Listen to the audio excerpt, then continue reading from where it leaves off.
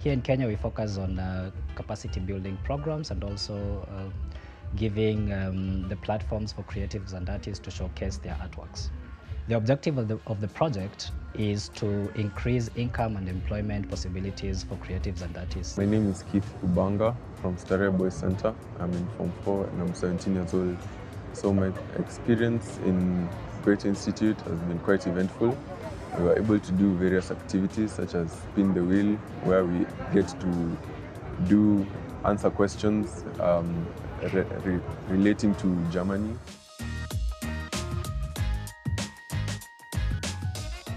My favorite one was the scavenger hunt.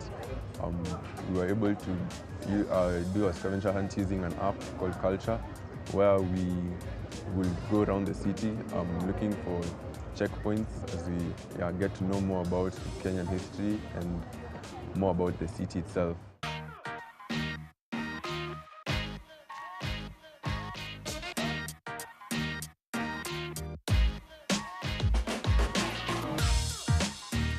I've just come from conducting a really fun DJ workshop with young ladies from Alliance Girls, and I feel like they've really inspired me. They've thrown me back, first of all, to when I was younger and in high school. I wish I knew that there was options for careers like these when I was in high school a few years back.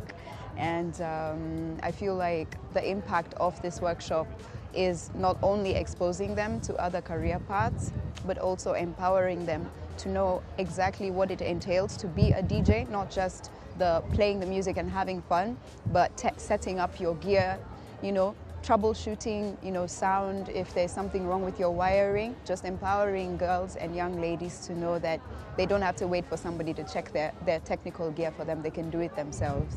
I mostly create content for children, so illustrated books, 2D animations, games.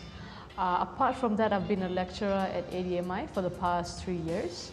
I've been teaching illustration in animation, so everything that goes on before the actual animation production, including character design, that's what I do. So back in 2021, I partnered with Black Rhino and Goethe Institute, and I was given training in VR. So I was part of the state-of-the-art 2.0 Usoni. I was one of the 5 artists, and I created different cartoony-looking scenes that represent the style that I'm after. So for the past 2 days this weekend, I was lecturing and giving a workshop to everyone about virtual reality. The Cultural Programs Department is here as a space to support creatives. We welcome all kinds of creatives, especially young and mid-career creatives, to explore new practices, new approaches to art making, to engage with different art forms. We support specifically some larger projects in key areas. For example, the Dance Life Fest that's coming up this year again, focused on contemporary dance. We have an exhibition series that supports artists in making ambitious conceptual artworks and exhibiting them here at Goethe Institute. And also, we obviously build international connections, especially to Germany, to find international partners for connecting the Kenyan art scene to the world. Supporting creatives, man, like from the very first day I walked into the Goethe Institute, actually, this Goethe Institute, I've always got a yes. Even if it was a no, but it waited and waited and then it turned into a yes. So I just want to appreciate them for supporting the art, supporting the artists.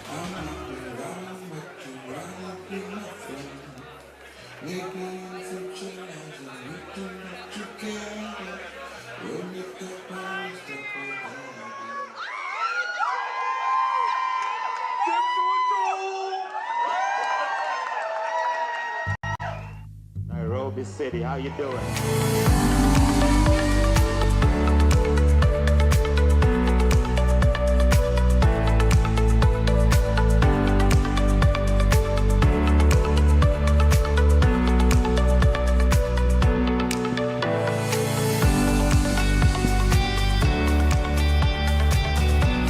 Ladies and gentlemen, good afternoon. Good afternoon. Hi, how are you? Back for another session. This is a workshop. In the morning, we're talking about how it's, commerce, art, meeting, commerce. It's all about business. How do you make sure you make the money and extract value from the marketplace. But we do know in a crowded marketplace, the thing that stands out for you is your brand as a filmmaker. How do you make sure your brand stands out? That's what we're going to be talking about in this particular workshop, and that's what we're going to be doing. So make sure you have your questions ready. It's going to be very engaging. And taking us through this particular workshop is Miss Felicitas Mwangi.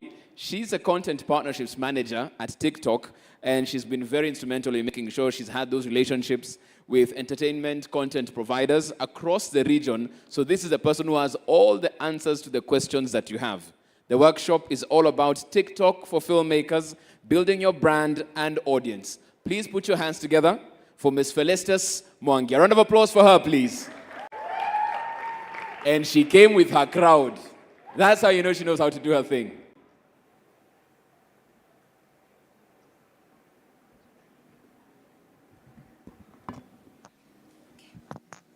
I actually don't need to sit down, so let me just stand up for this, okay? Hi, everyone. Hi, everyone. Mmekula. On TikTok at Premier the Rose. All right, beautiful. Put your hands together for her, please. Thank you very much. Such an amazing person. All right. All right. So you can go to the next slide. Welcome, everyone. So for this session, as previously mentioned, we'll be taking you through how to leverage TikTok as a filmmaker. I'm assuming everyone who is here today is either an aspiring filmmaker or a current filmmaker, or either you want to get into acting, you're exploring, acting as a career, among other things, right? Hello? You're right, correct? Fantastic. So today I'll take you through the platform, what TikTok is about, how the For You page works, because that is the biggest myth, that is out there. Like it's a myth, it's a legend, Yeah. So I'll take you through how the For You page works. I'll take you through basically how you can things you need to understand in terms of creating content, how to post content the right way, among other things. And then we'll also define what entertainment on TikTok is. What we've realized is that everything is entertaining, right? Music is entertainment, right? But when it comes to TikTok, entertainment content and music content are not put together in one pool. So we'll take you through what entertainment content basically is. And then my colleague will take you through how you can use TikTok for the full production life cycle. When you start you're producing your film, how do you leverage TikTok for marketing? How do you let people know, this is this amazing project that I'm working on, and, get people to just have that interest and come see your movie in the cinemas. And then he'll also take you through content best practices, like I told you. And then lastly, we'll be talking about how to protect your intellectual property on the platform. All right? Are you excited? Are you excited? I'm not feeling the excitement, guys. I feel like, Kwanza is side, this one, Mary, I can see you. Are you excited? You're very excited. Good. So we can go to the next slide. I took you through the team. That's the team. Those are their pictures. Now we're getting into the presentation. Next slide as well. Thank you. Next one. When you don't have that clicker, go to the next slide, kindly. All right. As you all know, TikTok has been the fastest growing digital platform since, I think, 2019, 2020, thereabout, right? And the growth of TikTok has been catapulted because of COVID, right? We were at home, we wanted to be entertained. We did not want to actually watch all these, stories about people coughing and all these other things, right? So people turned to TikTok to actually get their minds off what was happening in the universe. And because of that, we have grown so massively and currently are in 150 regions. We content that is put on the platform is in over 75 languages, as well as having over 50 global offices, including Nigeria, South Africa, and soon enough, kama ulikuwa unafuata news last year, in Kenya, right? Okay, next slide. We have over 1 billion people who come to TikTok to be entertained every day. Now, guys, this is your potential audience, right? I know if you're familiar with TV and radio, traditional forms of media, among other things, I don't even think they can give you these numbers. I don't know whether there's people today who really are looking, up to actually being media personalities anymore, because it's become such a narrow, audience. They give you such a narrow audience, but when it comes to TikTok, we have over 1 billion people who are coming every single day. Yani wanafungua your app every single day to be entertained. And I want you to look at this number as the potential for the kind of content that you will, like the audience for the content that you'll be creating. Next slide. Our mission is to inspire creativity and bring joy.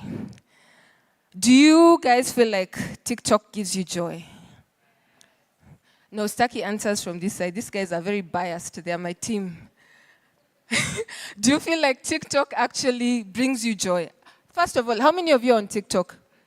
By show of hands. Why are you not on TikTok?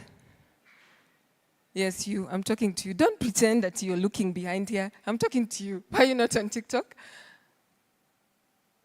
You use it, but you're not a content creator. Fantastic. After this, we will be a content creator. Okay? Good. So our mission is to inspire creativity and bring joy. And if you're actually an avid user of TikTok, you'll notice that whenever you log onto the platform, you actually leave feeling better. And this is where now you start complaining, oh my God, hey, I've spent 8 hours here on TikTok. We were watching Risatisa, part 1 to part 52.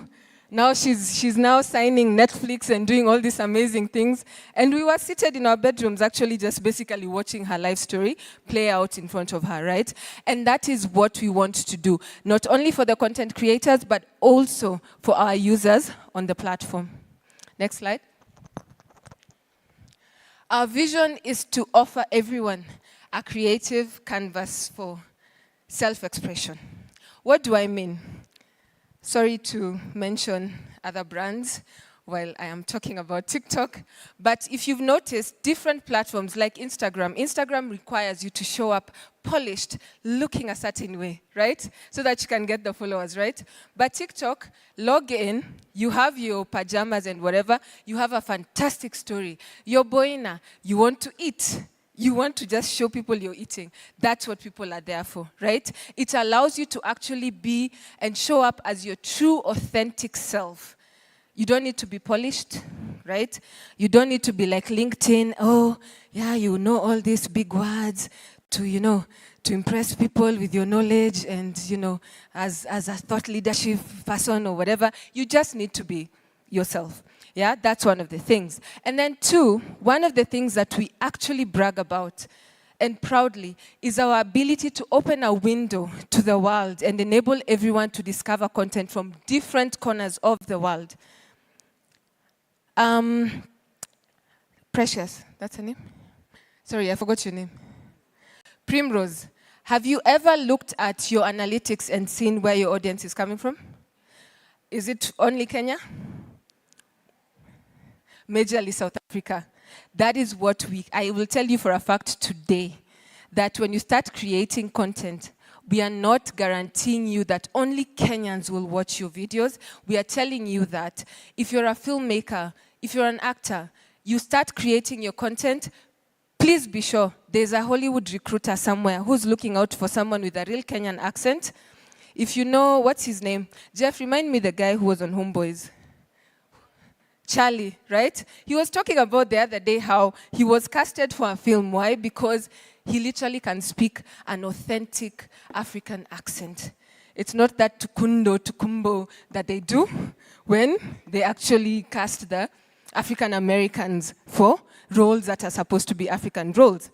And then because of that, we are able to build a bridge that connects people from different backgrounds through sharing, understanding, building communities and overall, empathy.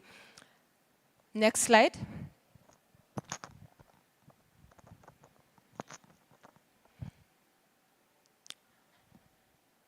Okay, cool. So the reason, everything that I've told you, right? I'll help you understand why it works the way it works. I'm sure you've all been wondering how the TikTok algorithm works.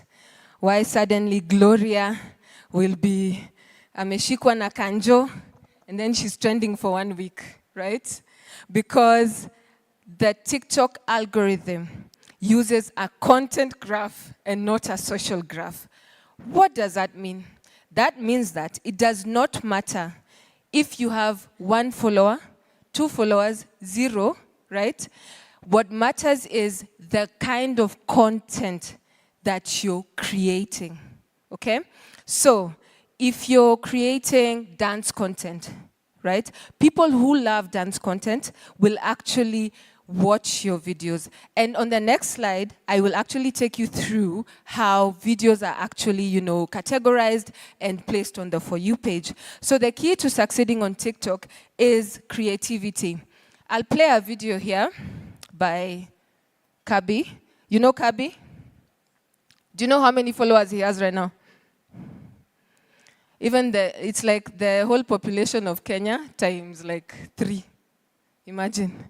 He's at 161. He's basically at 161 million followers. But you know why I love sharing his story is because if you knew him back then, and if you have time to scroll to his first videos or listen to his interviews, he would say that his first videos would get 2 views. Yeah? Ni yeye brother yake ndio anamsupport, his best friends, hater just peeping in there to make sure, this guy is still, probably not doing so well, and laughing at him on the side. But basically that's the power of TikTok. From having 2 people watch your videos to 161 million followers. Hashtag travel, hashtag Mombasa, for example. Anyone who's looking for places to stay in Mombasa, do you know what will happen? They will search on the platform, okay, and go like, places to stay in Mombasa. And then you've created your video, right, you've documented your travel to Mombasa. And then what happens? Their video is shown to them. Do you understand? So no one searches for hashtag For You page. Guys, no one will search for hashtag Kenyan TikTokers, truthfully. Have that in your bio that identifies you as a Kenyan. Fantastic. Love it. But when you're posting your video, utilize hashtags that make sense for the video that you're actually creating, for the kind of content you're creating. It doesn't have to even use your own brand, right? So if you're Crazy Kena, why would I use hashtag For You page and not hashtag Crazy Kena? Do you get what I mean? I've noticed. Sorry, they make fun of me that I say you get what I mean a lot. Yeah, so I've just noticed it now. So here I've posted, this was my For You page this morning. I'm planning a trip to Dubai with my sister. So I'm looking at places where I can go and do all these things, right?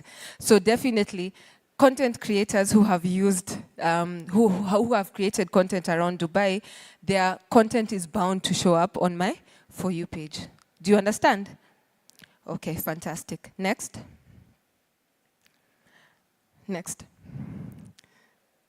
So what is entertainment on TikTok? Entertainment on TikTok is basically anything related to film, TV, animations. Basically, think pop culture, right? If if you're an animator, Fat Boy made Kenya proud this week, because Will Smith posted him, so now we are feeling like, hey, Kenya to the world, you know? Yes, if you're an animator, there's space for you on TikTok, and that is categorized as entertainment content and also celebrity news. So, come on, Apendo Dak. Yeah? Shonara, but not the kind, sorry, not the kind that will get you in trouble, right? It's actually news. You need to be responsible. Okay. If you're the kind of person who actually loves following celebrities and what they're doing, and it's a passion for you to actually, start your own news channel or your own news platform, that is categorized as entertainment content. And remember what I talked about, the For You page and your content. You need to make sure that your content is properly categorized. Okay? So, in terms of how entertainment content is performing on TikTok, and this is data, like this is what we have access to in terms of, the audience and what people like to watch, and among other things, 58% of the TikTok community is interested in seeing more content from entertainment studios on TikTok. Now, let's break kidogo tujiseme. How many of you have watched a film on TikTok, part 1 to part 50 something? Just lift, yes, just lift, right? You are part of the 58%. You are actually part of the 58% because you're now coming on TikTok to watch films, to watch TV shows that you would ideally be watching on, on your TV, flat screen TV and whatnot, right? 29% will stream a new movie or show discovered on TikTok. Real Housewives of Nairobi. How many of you bought Showmax? I can see you smiling. How many of you actually paid Showmax because you were tired of, Showmax is giving me snippets. I'm just seeing Michelle, I don't know, doing what with who, and you actually want to get on the platform and actually watch it in full. A lot of people are discovering content on TikTok, right? I'm just taking you through the potential of you and your content and how well you can do it. And then 25% of our TikTok community will buy a ticket to a new movie discovered on TikTok. I watched Barbie because Chidi was pushing Barbie. I was just like, hey, Chidi, you won't let me rest, eh? Let me go and buy this, Nini.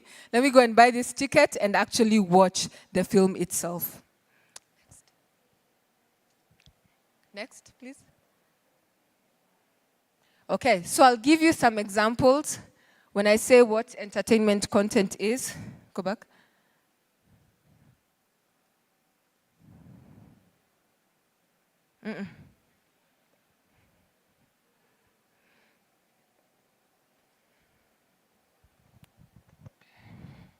Yes.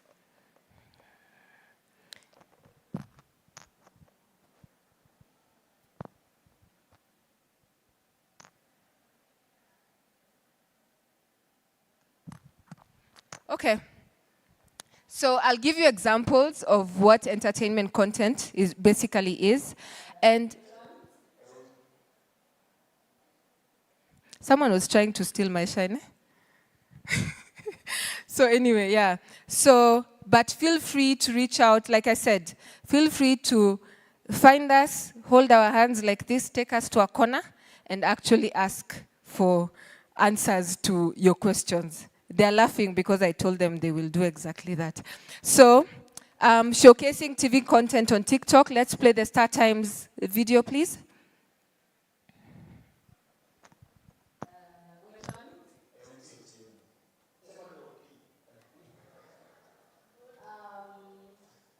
Kusema tu ukweli, kuna vile unakaa umeparara. I don't know if that is... No. Guys, I'm not saying in a bad way. I'm not saying in a bad way. Yeah. Like, kama ulikuwa unakuja Mr. Right, ungejaribu tu kidogo, but appearance kidogo, it's not for me personally. It might be for someone, lakini not for me, sorry. So wachana na Oti ni mtu wangu. Acha pia mimi nimwambie kitu. Ati? Acha pia mimi nimwambie kitu. Hebu msho. If at all ningekuwa naweza maintain to that extent yenye unataka, singekuwa hapa kutafuta msee. No, I'm not saying it in a bad way. Mafuta. I'm also not saying that in a bad way. I'm just trying to say, sawa, huwezi pata shamba yenye imeshalimwa vizuri, imepaliliwa na hujafanyia kitu. I'm sorry.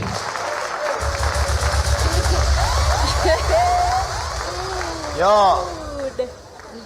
How many of you have watched Hello Mr. Right? You people, you're the ones who are not consuming Kenyan content. Thank you at the back. Mike, please give him something because he consumes your content. That is Mike from Star Times. He will sort you amazingly, yes. So this fun fact about Star Times. Star Times has been the fastest growing TikTok publisher account in the last year. Ukweli uongo? That is true. They were even nominated for a publisher award at the TikTok Creator Awards 2023. Right? We started the year when they were like at, I think, 10K or something of the sort. Now, they are slightly under 1 million. Okay?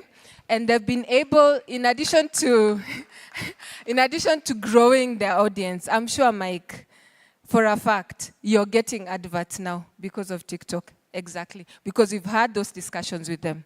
All right? So that's an example of how TV content can actually, you cut it down, put it on TikTok so that, you channel people to buy, pay for Star Times and watch the full show there.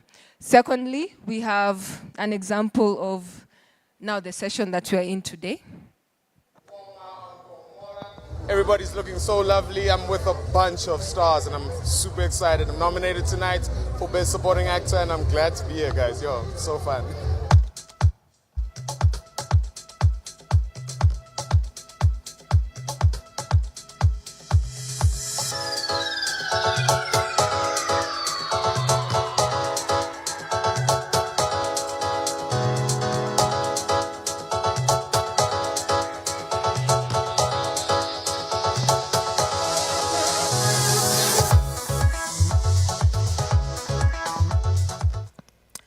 So this is the SAFTAs that happen in South Africa. KALASHA is our version of that. I want to believe it's a better version. Yeah? Cindy, just say yes. Yeah, Amy, cool. Yeah, so there's a lot of potential in terms of the kind of content you're creating. If you're here today, you're a TikTok creator and you're wondering, what exactly am I supposed to create? You've seen, you can interview if you're coming for one of the screenings, interview one of those, actors and actresses. Do red carpet looks, things like that. All that falls under entertainment content. Next. Tuan, Mungu, nionekanie. Mungu.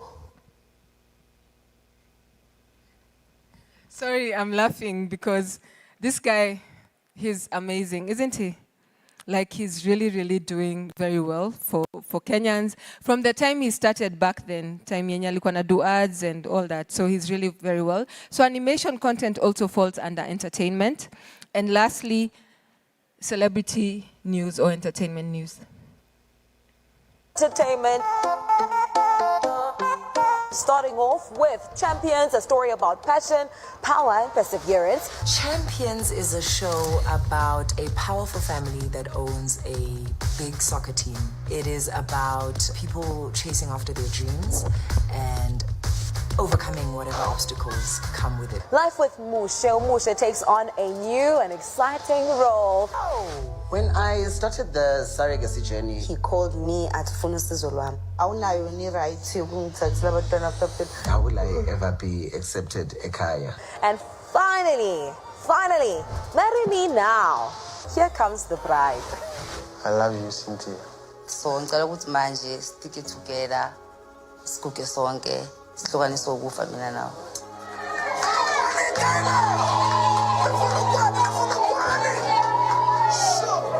Nivile nibonile ukuba kuzaba mnandi ne apha kwaThotha Mzansi. Make sure ningaphoswa. Turn the notifications on because we're bringing in the heat. But until we see you again, stay hot.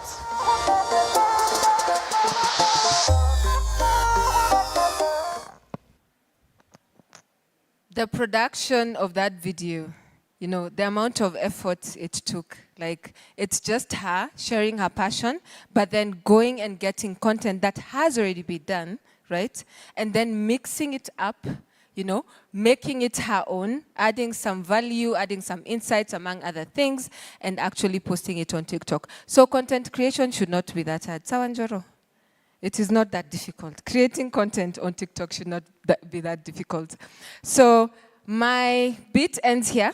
I will ask my brother from another mother to take over from here. Thank you. Thank you. Let's put our hands together for Felicitas, please. She's done an amazing job. Like I said earlier, my name is Chidi Chiwetalu. I'm a content editorial specialist at TikTok. And so part of what I do on my day-to-day is to go behind the trend and understand what is making your talks tick. You know, better understanding where the ecosystem and the advancement of content is specifically for sub-Saharan Africa. So it's more about technicalities and understanding the industry and understanding what works in different markets. So for example, what's working in the Eastern African markets, what's working in West African markets, as well as South African markets. So it's a bit too much, but we're going to simplify it today. And what we're going to be talking about specifically, we're in KALASHA here, is about how to put your full production lifecycle, if you're a filmmaker, a content creator, how to put your full production lifecycle on TikTok.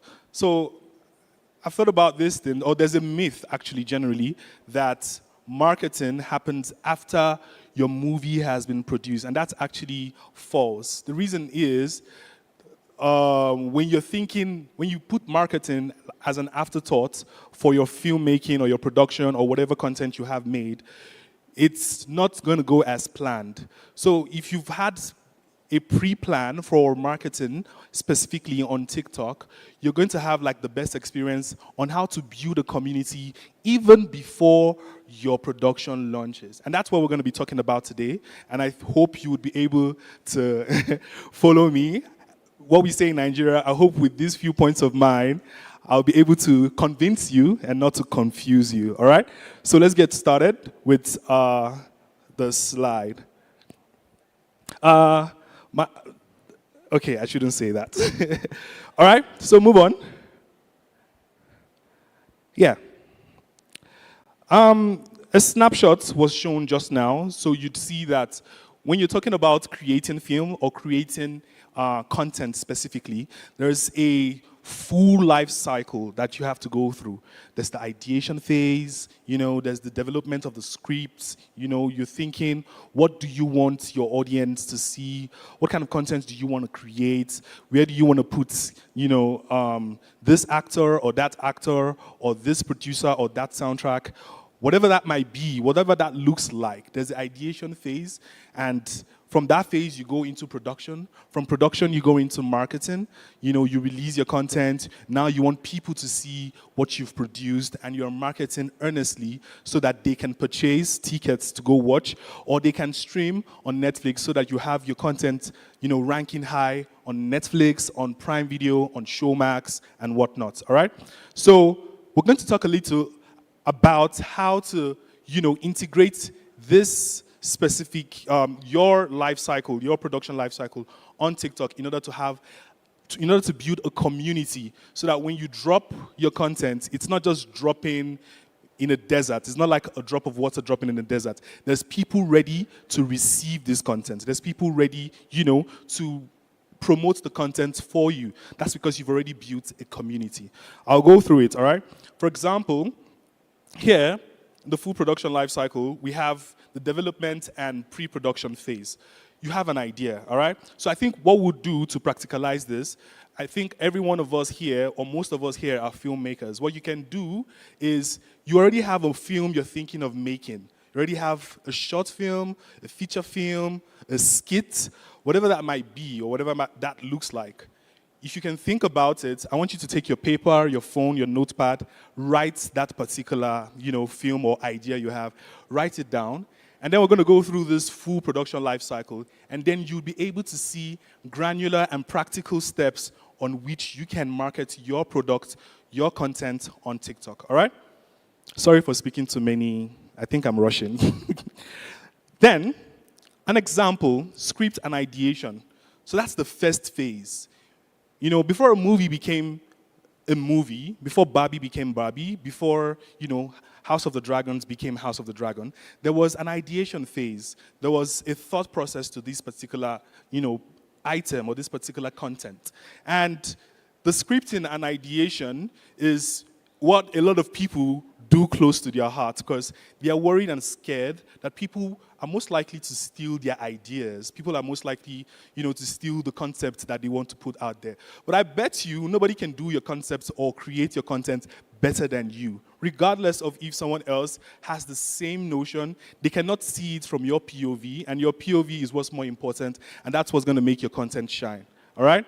So for script and ideation, an example or a solid example of that was when Disney announced that, the new live action for Hercules was going to be specifically inspired by TikTok, all right? So that means they're getting people's concept of Hercules directly from TikTok. So they're speaking to a community. What that means is that when they eventually release this particular content, there's a community already waiting to receive, ready waiting to pay to watch that content because there's the idea that they were part of the creation process.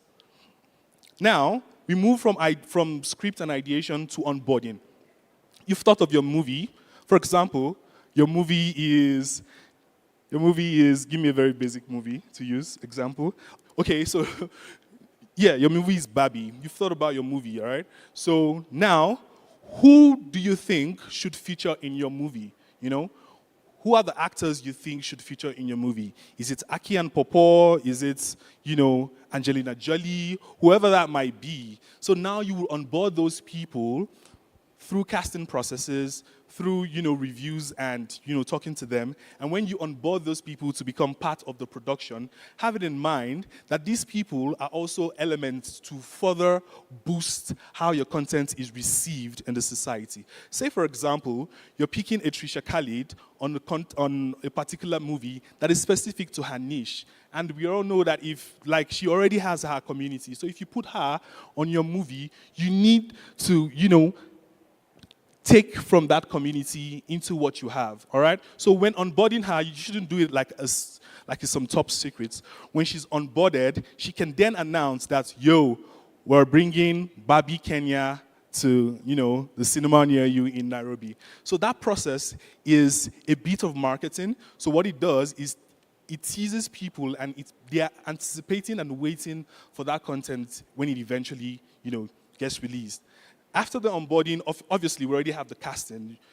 You could still go through the process of, showing how these specific characters were picked, why they were picked. Why are you picking this particular person for this particular role?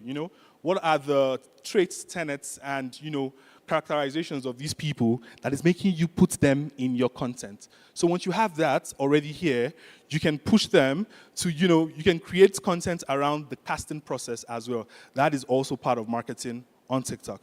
Let's go to the production, bit. I think the production bit is usually very popular.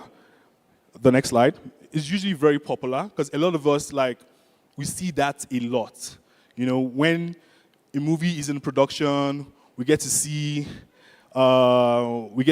what's happening. We get to see how these things are created. We get to see behind the scenes. And I would really love if we're in the next slide, please. Thank you. Yeah, I was talking about behind the scenes. Yeah. So there are different content you can see on BTS. And again, what BTS does is that it endears you to the movie. I'll take an example. Avatar, the live action for Avatar, The Last Airbender. How many of us have seen the live action for Avatar, The Last Airbender? Oh my God, just me. Oh, okay. I thought I was a nerd. That was close.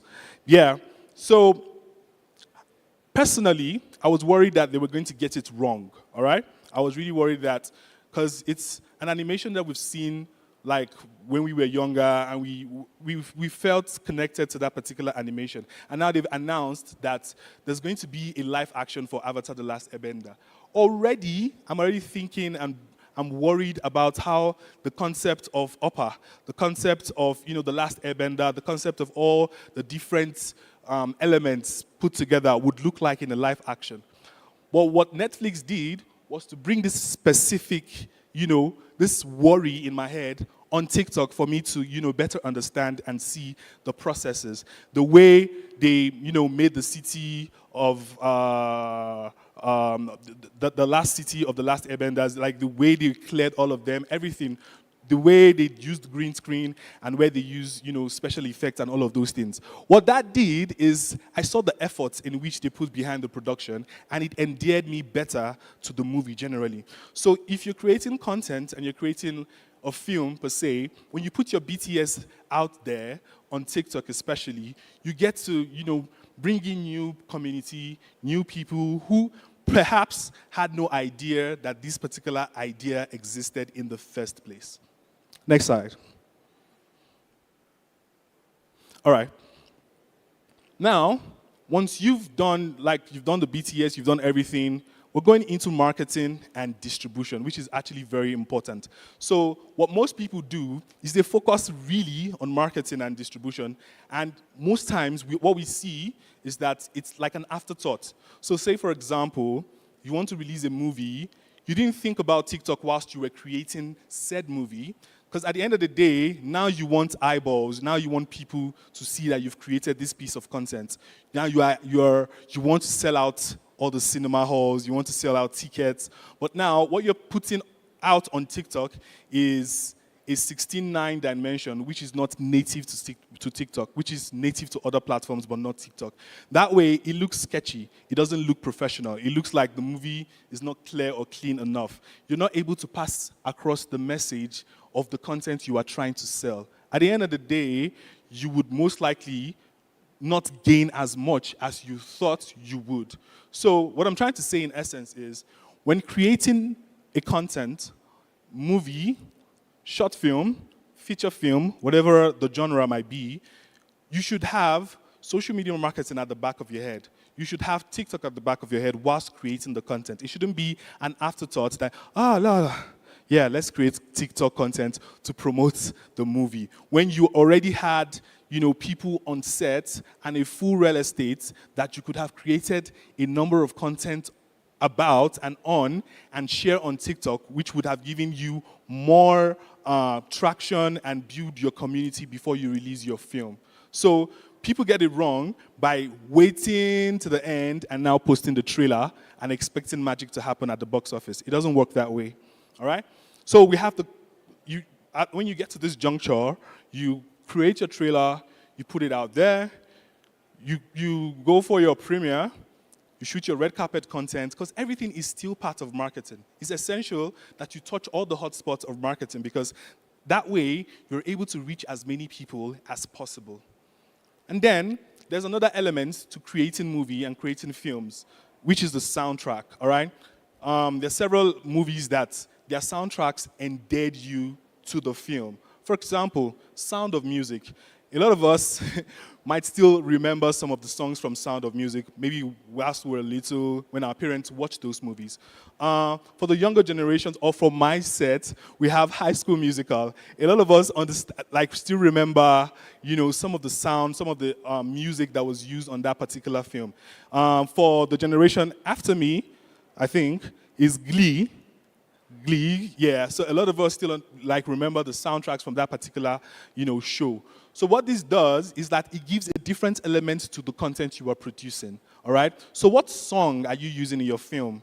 Who is producing said song?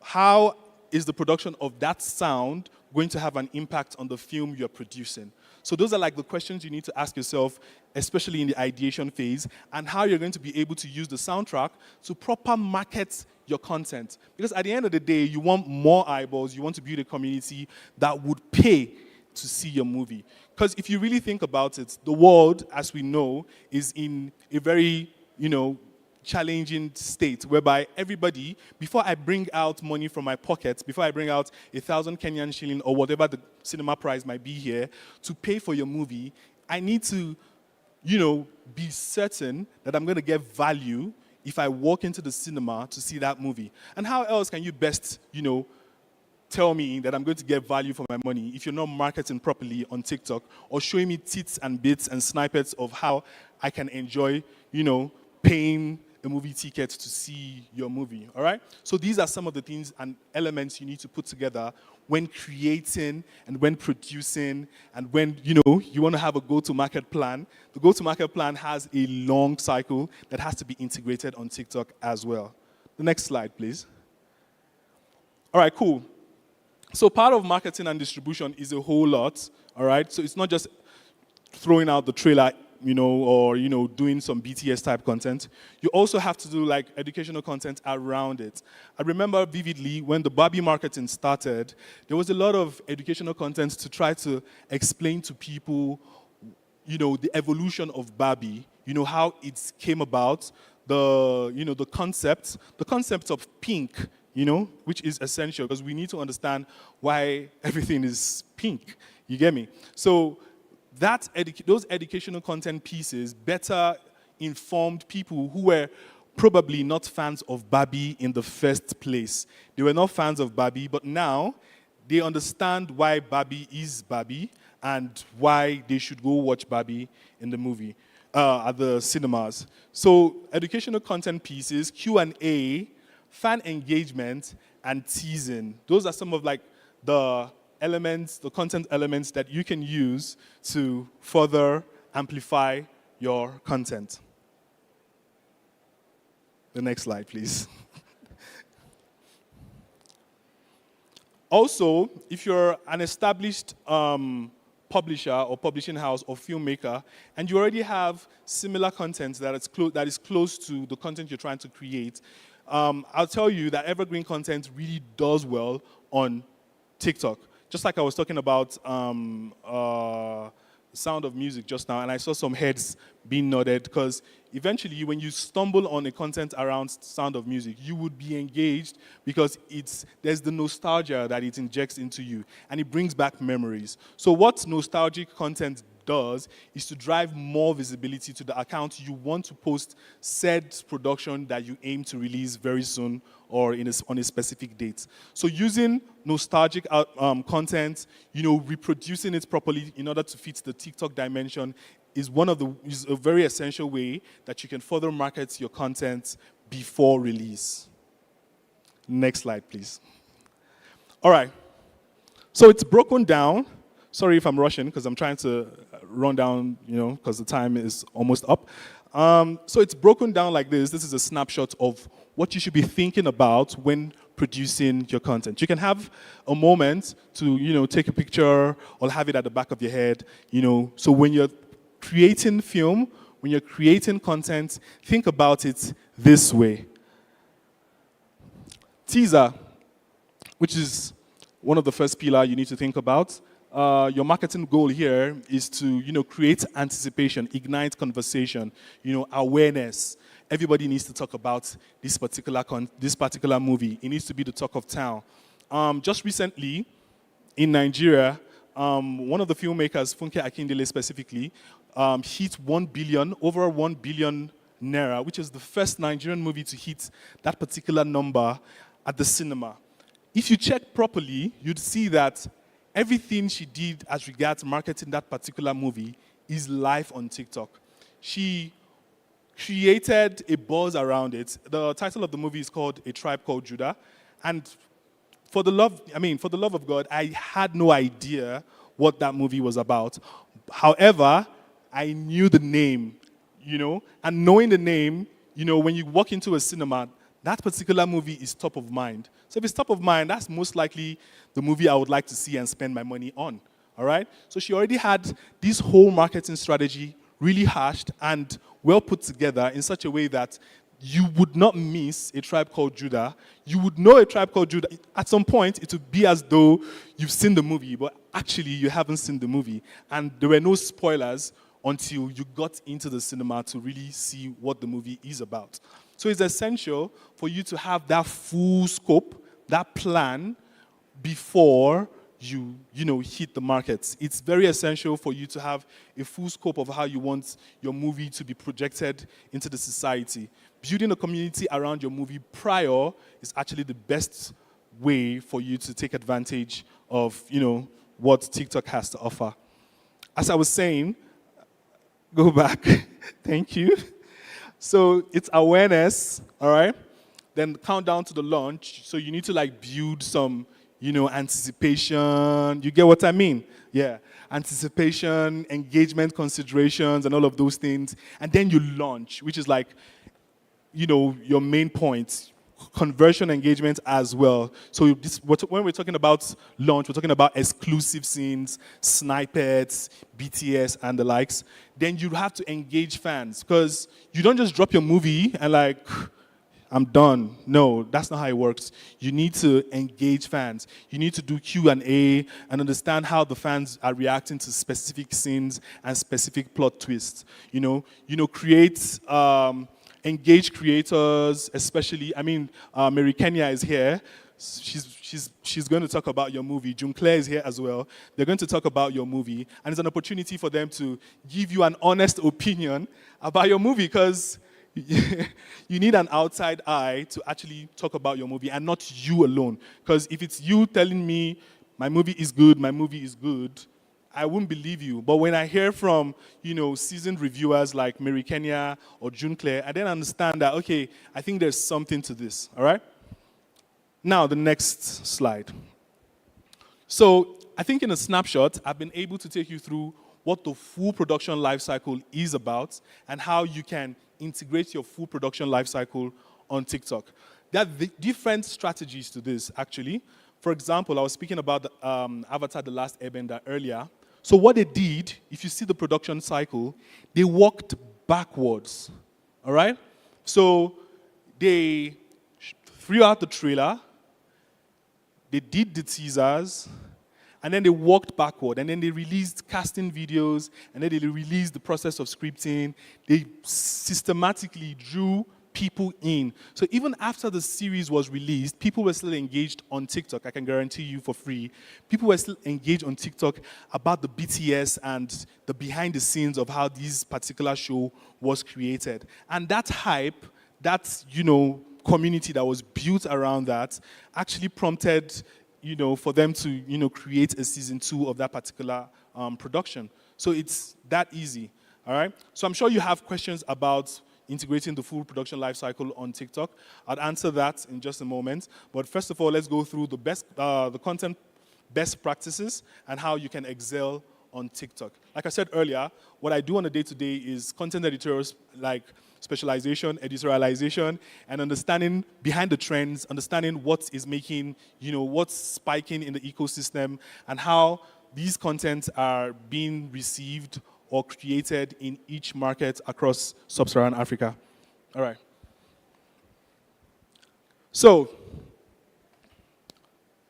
TikTok is native to 9:15 aspect ratio. What that means is when you are shooting your content, what you should think about is the portrait mode. TikTok content are shot on portrait mode, all right? So that means holding your camera like this and not like this. So basically, if you really want to have an original looking type content on TikTok, you need to think about this when creating your content. Do not shoot with a 16:9, shoot with a 9:16. Content specifically for TikTok, when you are doing your production process, you can still integrate a zoom in effect in order to be specific on the characters and action so that it fits the frame when you post the content on TikTok. So it's not understandable for you to say, because you shot in landscape, you just have to post the content like that on TikTok. If it doesn't do well, that has nothing to do with anybody but yourself, because you didn't post what's native to TikTok, all right? So shooting in-app and using trending creative tools and effects to ensure, native feel. Just like I was saying earlier, June Claire is a perfect example. So in her house, She sits, watches a series, I told you I knew you. She sits, watch a movie, watch a series, and then she turns on her camera to review said movie. So what she does is, she turns on the green screen on TikTok. So there's a green screen. So that way you understand what she's talking about. So she's talking about and follow your content. All right? It's very important that you also follow community guidelines, which is very, very important, because you don't want your content to be taken down. You shouldn't be posting content around nudity, content that are content putting people down as well. So be careful and mindful of the type of content you post, because you don't want to impact the community. TikTok is a community that inspires creativity and bring joy. So if you're inspiring creativity and bringing joy, you don't want to do stuff that will make people feel depressed, feel unhappy, feel unwanted in the community. And definitely, our safety team would definitely look at your content as something that is oppressive to the community and take it down. All right? So you can collaborate as well. So what collaboration looks like is you partnering with another creator to, do a specific content. For example, here in the KALASHA, I'm giving you guys expo. Here in the KALASHA Awards. So June Claire and Mary Kenya, you guys can sing contents together. June Claire post, Mary Kenya post. That's people getting content just because they're going to interact with each other. At the end of the day, you've gotten content from a particular event you both went to, all right? So try to collaborate. It's important that you collaborate. It's important that you meet people, you integrate. So it's not just you all the time. It'd be nice if we see some other people. Experiment with formats as well. So what this means is the more you post, the better you'll be able to understand what resonates with your audience best. Sometimes when you post content about, Hollywood movies, do they do well? When you post content around Hollywood movies, do they really do well? If you check your insights, you'd see the type of content that do well, the type of content that people are quick to, comment or engage on. So also, always be mindful that your content doesn't overlap with the UI. TikTok recommends a safe space to avoid this. So as you can see, that's the safe zone. So whatever text or, whatever you want to put out there, you need to factor this safe zone there so that your text is not hidden below our UI or below your username, which just makes your content, not so good. Yeah. All right. Some of the best practices, again, is start strong. All right. So some content, when you see them on TikTok, the person says, hello, everybody. The energy is not really there, so I'm definitely not going to stay on that content. So you need to bring a level of energy that will be able to keep people, all right? So there are different hooks that you'll be able to, hold people through, and so you have better retention, You need to grab your audience's attention within the first 3 seconds. And essentially, I'm not talking about TikTok, I'm talking about content marketing generally. If you can't make the content, if you can't have an instantly uplifting moment in the first 7 seconds of your video, that video is not going to do well. If the first 7 seconds of your video is not instantly impactful for whoever is watching it, they are not going to gain anything, and they would probably, slide or, move through, okay? So it's important that you grab your audience attention within the first 3 seconds. Also, target trending moments, all right? There's different trends happening. You see different things happening. Think about your niche. How does this trend, how can you bring this trend into your niche? How can you break it down into granular form that people in your niche can now understand the trend and still you're not sauntering away or sauntering too far from what you like to post, all right? Post often.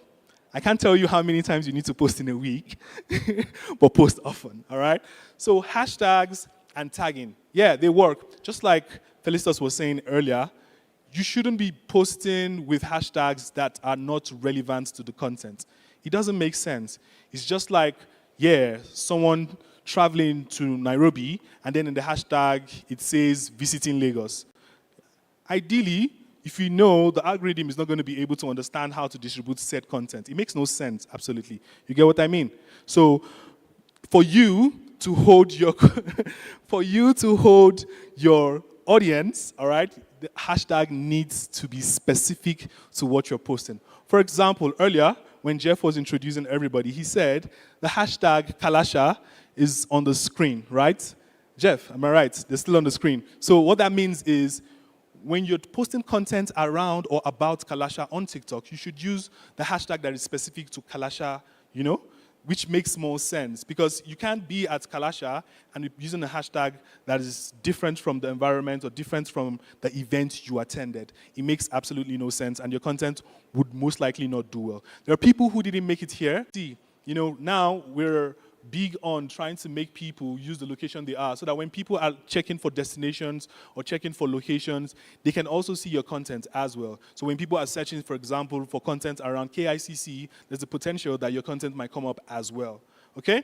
So hold attention. Keep content engaging by asking and inviting, you know, audience to engage. However, trying to hold, you know, your audience attention, there's something you should be careful about, which is clickbait. All right? So do not tell me about something or tell me something is going to happen at the end, and when I get to the end, I don't see anything. I'll be mad, you know? I'm angry because I've seen a lot of those type of content. So do not tell me that something's going to happen at the end, and at the end of the day, I don't see anything at the end. What that does is I'll be unhappy with your content. Whatever content that I come across that has to do with you, I'm most likely not going to watch it because I assume you just want attention. You're a clout chaser, you're all about clickbait, all right? So try as much as possible to be honest with your content. If something is going to happen at the end, be truthful and make something happen at the end, all right? Next slide. So this is how you do your story structure, all right? So there's the possibility that you want to front load. What does that mean? This is the most interesting, attention-grabbing bit of information that will stop a user from scrolling away from your video. Funny thing is, the first content that comes to my head is there's a trending content in Nigeria where someone just runs from nowhere and says, wait, before you start your day, let me pray for you. It grabs my attention, you know, like, I mean, because everyone wants prayer, right? But we're not very sure of where his prayer is coming from. However, he got my attention already. So you need to look for what your hook is, how to be able to, you know, get people to stop scrolling, you know? You need to get them to, you know, pause and take a look at your content. Think of it like a teaser or a cold open in a crime TV show. The writer shows you just enough before the first commercial break to get you to come back, and that's essentially it. So when you're watching TV series like, what example should I give now? Game of Thrones, they're definitely not going to kill Jon Snow in the opening scene. However, they will hint at the possibility that he might die. However, when they killed him, they rose him up. I don't know what that means because, they just scattered that script. But think of that when you're creating your content. You need to be able to hook people in and make them watch to the end. All right? So another thing I should touch on just before I step off, I've overused my time, is 1 minute plus or long format, yeah? So for us at TikTok, we've noticed that long format actually works well on the platform. So there used to be a myth about your content needs to be very short, your content needs to be, you know, very, very sharp in order for it to do well, but that's not really the case most times because long format actually does well. So don't be scared to post content that are longer than a minute, 2 minutes, as long as your storyline is worth watching and waiting for. Some of us here, we do scripted drama. You could shoot vertical scripted drama and post on TikTok and definitely get your audience retained. The next slide, or am I done? Yeah. So I think I went ahead of myself to, you know, introduce some things. But here are some of the content formats you can use on TikTok. Go ahead to take a snapshot so you can keep it on your phone and visit it once you want to do, you know, whatever content you want to do. All right? So yes, definitely short form content. Fast, snappy, straight to the point, below a minute. All right? You've said what needs to be said. Your audience have heard you and they're gone. All right? So that's very, so essentially what I'm trying to say is, as content creators, your content format shouldn't be, you know, linear or stipulated to one specific format. explore all the formats, you know, use your content and your niche to like explore different formats, and think about, for example, I'm sorry I'm calling you too much, Mary Kenya. So for example, think about your content and what that looks like in a long form video. What does that look like? Does that mean I have to sit down and give you plot for plot, blow for blow of what happened in the movie Barbie? Is that what it looks like? How do I retain my follower or my audience to, you know, stay to the end of the video? Those are some of the things you need to think about. So when you do short form content, you can also do long form content. So your audience, you know, they're entertained because there's a diversity in the formats that you bring out, all right? You can also go live, all right? So when I say go live, I don't mean follow for follow.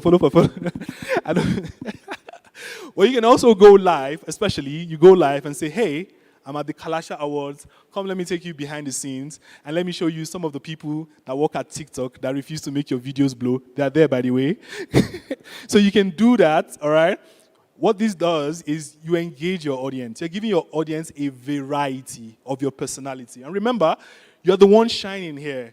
It's your personality, it's your aura, and that's why the people are following you. So when you keep giving them a variety, they will be, you know, they stay, all right? I know and I'm sure that there are people who have best foods. For example, say your best food is ugali. I mean, I tried that a couple days ago, and it's nice. Say your best food is ugali, your best meal in life is ugali. You cannot eat ugali every day. It's not possible, right? So at some point, you might use, you know, you might mix it up, try plantain, try spaghetti, try the best jollof rice in the world, which is Nigeria jollof. You know, some of those things. You may just mix it to make it feel, you know, to make people feel involved in your content, all right? So when you do live, go live, maybe you're going for an event, you're going for a premiere, you're going for a fashion show, whatever that might be, whatever that might look like in your life, you can go live and, you know, engage your audience. Then there's the stories. You possibly do not want your content to be, a specific content to be on your page for too long. You can use stories, which is short and instant. There's photo mode now on TikTok, so you can post pictures, a slide of pictures on TikTok. There's a red carpet at the back there, so I'm sure we've been taking beautiful pictures. You can have these beautiful pictures as a slide and post them on TikTok as well. So these are the various content formats that you can use to diversify your content on TikTok. Next slide. All right. So this bit is about content co-creation. So what you can do, just like I was talking about collaboration earlier. So say, for example, Showmax posts a new trailer, and you want to react to the trailer. So you can duet their post. So when you duet their post, you react real time to the content that they posted on their, you know, platform. You can stitch videos as well. I'm sure a lot of us, we stitch content, you know, we stitch content from that are already posted and put our own reactions at the end. Then there's, you know, we all know hashtags, which is essential. Just like I was saying earlier, it's very essential. The fact that you are in KALASHA means there are content being posted with the hashtag Jeff said earlier about KALASHA on TikTok. So why not use that specific hashtag so that your content can have the visibility that it deserves, all right? Then there's filters. So creation tools on TikTok is like one of the best opportunities for you to be able to, make your content look good and flashy. When you can use special effects to maybe look good better, or join a specific challenge. It could be the Big Brother. This one is the BB Titans effect. So you could use effects to play with your face. For filmmakers, you can engage creation tools artists to create effect about your movies. So that way, the content that is coming up, that is being posted about your movie, is not linear, it's diversified. So you can, as much as possible, have different content pieces that people would be engaged with.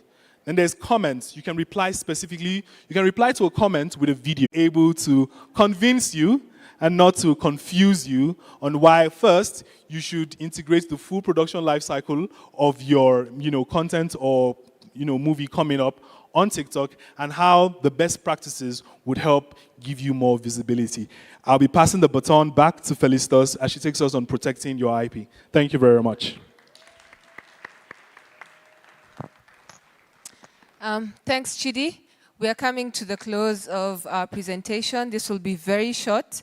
I know when we started, I talked about, watching part 1 up to part 50, on TikTok. And as a content creator, you're wondering, as TikTok, then how do we protect your property, your intellectual property, right? So you're creating content.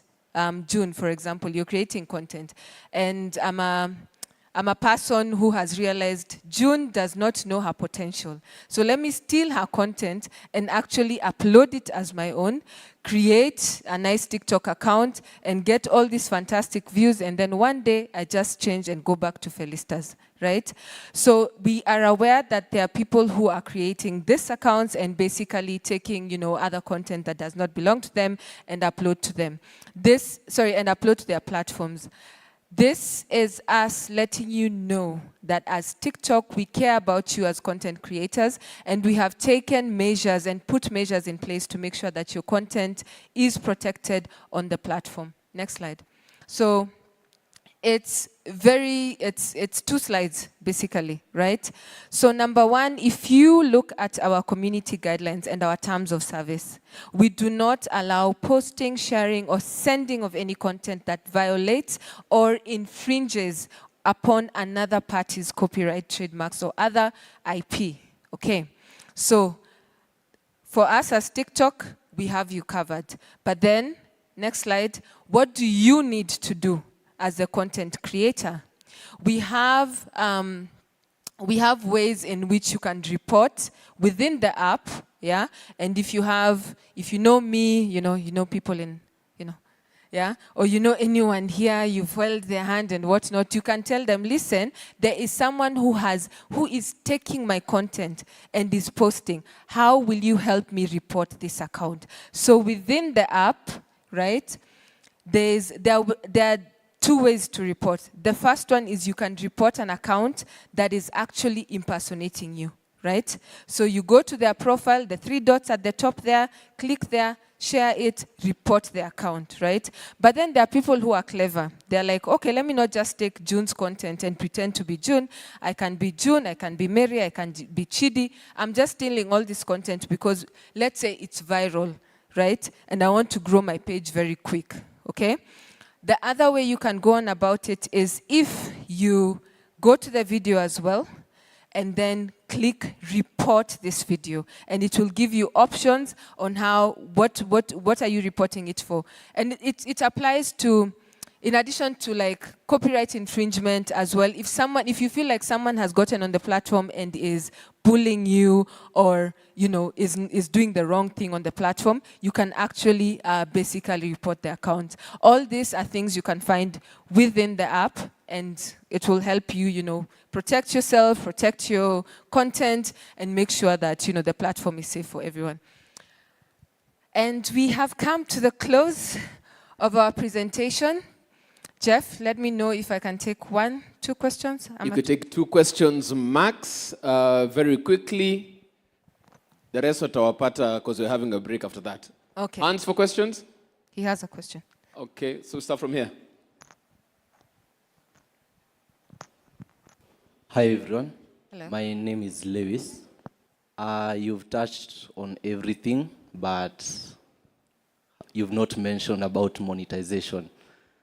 That is, I think most people who are joining TikTok, they know that TikTok iko na pesa, but you've not mentioned about it because I just clocked in around 1,500 followers and I got a notification about monetization. At the same time, I did not get to understand what levels have I attained to get this money now. Yes, could you maybe touch a bit of monetization?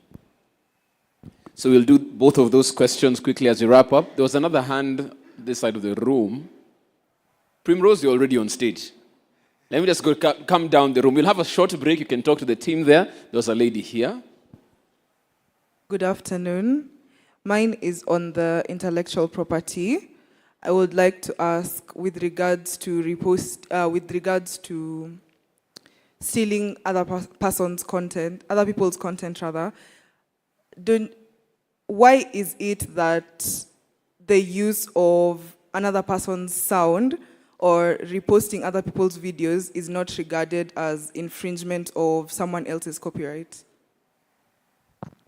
Okay, all right. Okay, those two, and we bring it to a close. All right, so I'll start with a question.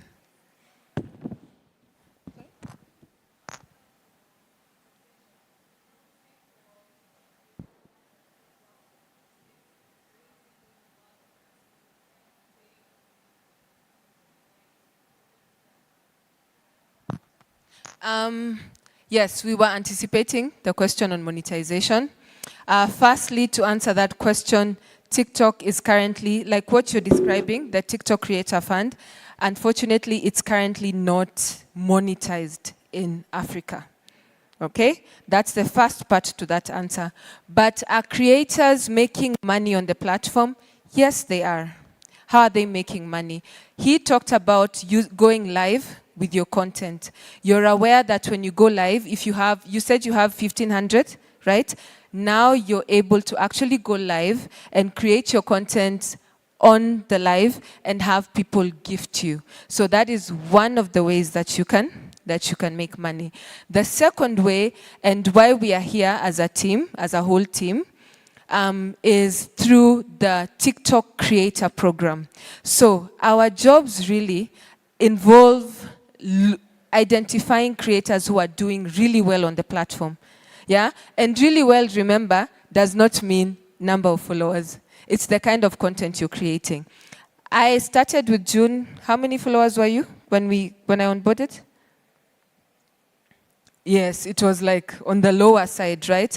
But the fact that she was creating film reviews and other things like really good content around film and TV, she qualified to be part of the creator program. And what we do is work with creators and publishers and show them how to create content in general. Remember, I said TikTok is not the algorithm is not built on a social graph, it's built on a content graph. So basically what that means, we also do not identify as a social media platform. We identify as a content platform, okay? So we work with creators like June, and you can take her on the side and ask her whether she has made money through TikTok. She has actually made money through TikTok because we do have partners, for example.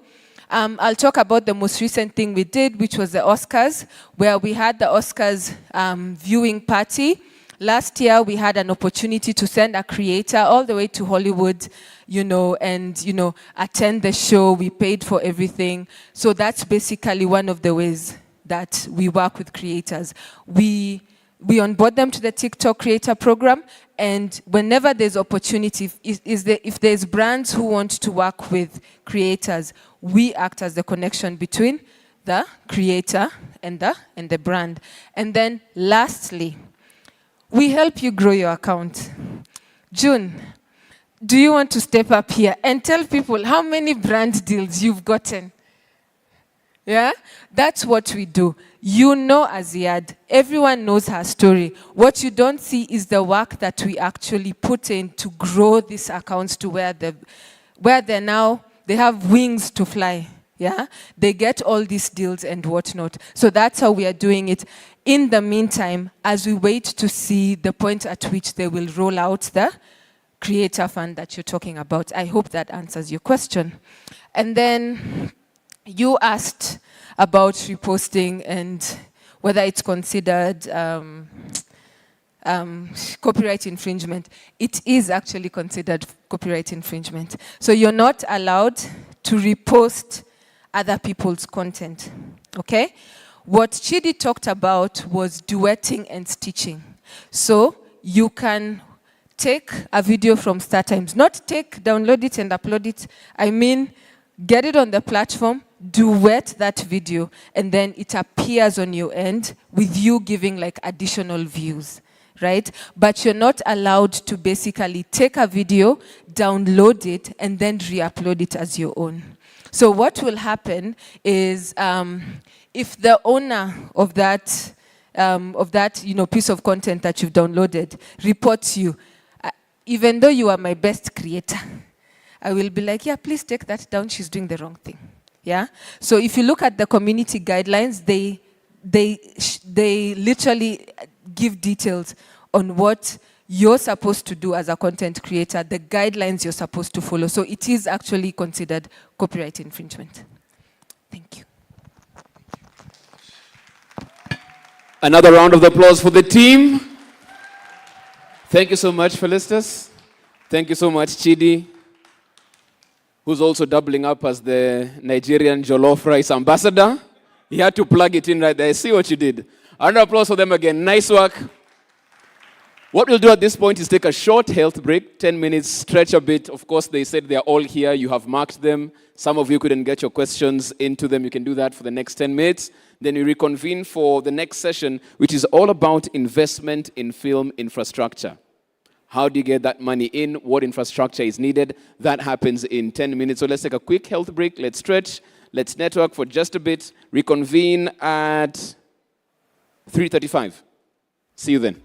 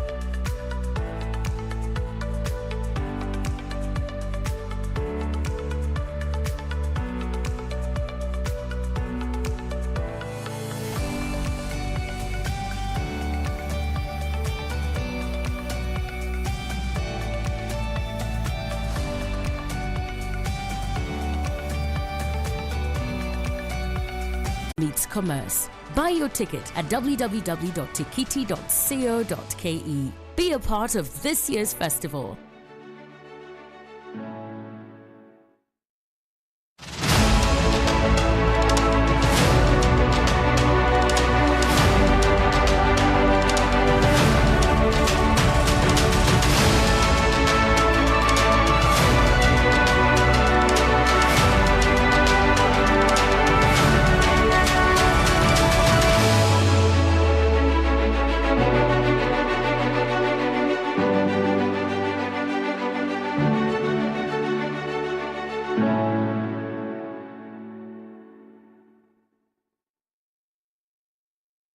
The lives of two young girls. My star sign is lucky.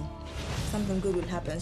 Yani mom na dad wana fight na wewe kazi yako ni zodiac signs. Raised by secrets. There's a lot going on at the moment in this house. It's either balota tumehiyo pesa or else. Is about to be changed forever when their true identity is uncovered. That girl is not his daughter. That DNA test will prove me right. I'm really concerned. If they treat her like an outcast, she'll definitely go back to their family. In the brand new Unmissable, Zari. Only on Maisha Magic Plus, the home of local. Now available to DSTV Access. Want to elevate your entertainment? Then add Showmax to your DSTV subscription at a discount. Showmax is not a TV channel. It's an on-demand video streaming service on showmax.com. To add Showmax to your DSTV subscription, simply use the My DSTV app. Select Add Showmax. The app screen will display the discount you qualify for. Now you can enjoy exclusive shows and movies you won't find anywhere else. Add Showmax to elevate your entertainment.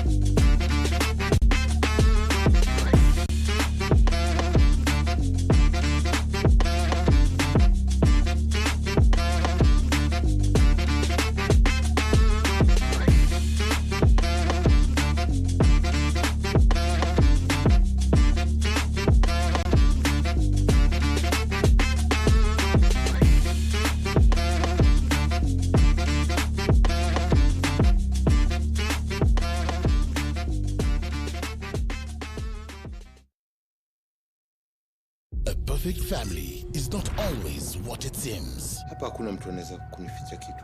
When a father's past is revealed after his death, leaving his empire in the hands of his wife, son, daughter, and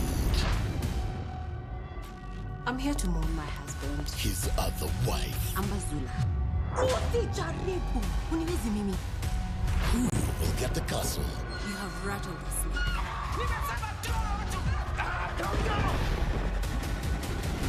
The war of succession is on in the all-new Kasiri.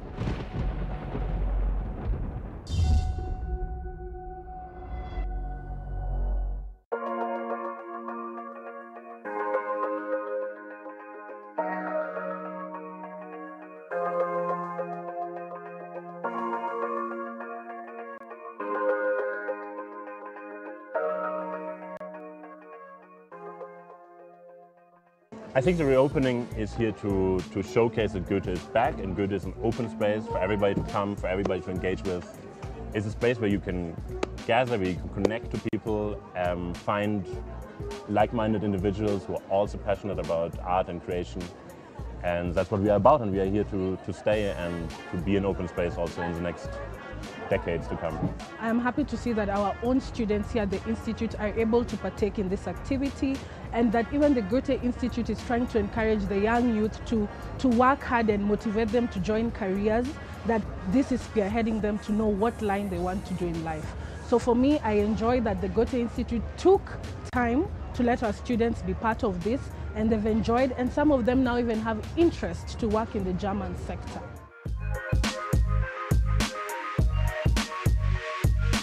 Hi, my name is Lily Kobler. I'm the director of the Goethe Institute, the German Cultural Center, and we're really having huge celebrations here today. We've been renovating and refurbishing and trying to create more accessible and welcoming spaces for our visitors, our partners, and the creatives of Kenya. So we're really, really happy that we're done with this and we're able to open our spaces again. So I'm most of all excited. It's like a dream come true, because you see building and construction and you can't really imagine what it will be like when it's alive. But now it's alive.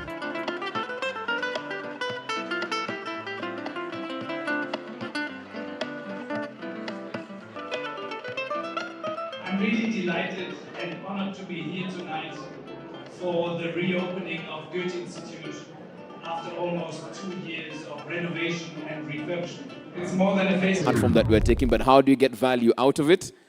What we're talking about now, investment in film infrastructure.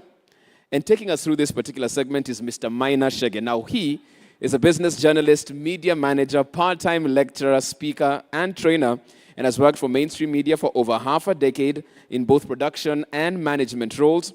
He's also the founder and director of Frontlight Media, an independent media agency offering production services, PR services, and digital and traditional media consultancy based at the Nairobi Securities Exchange.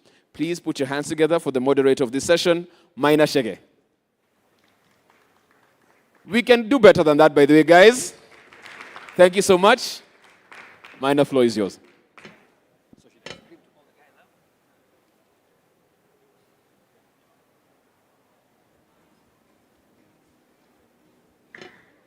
All right. Hi, people.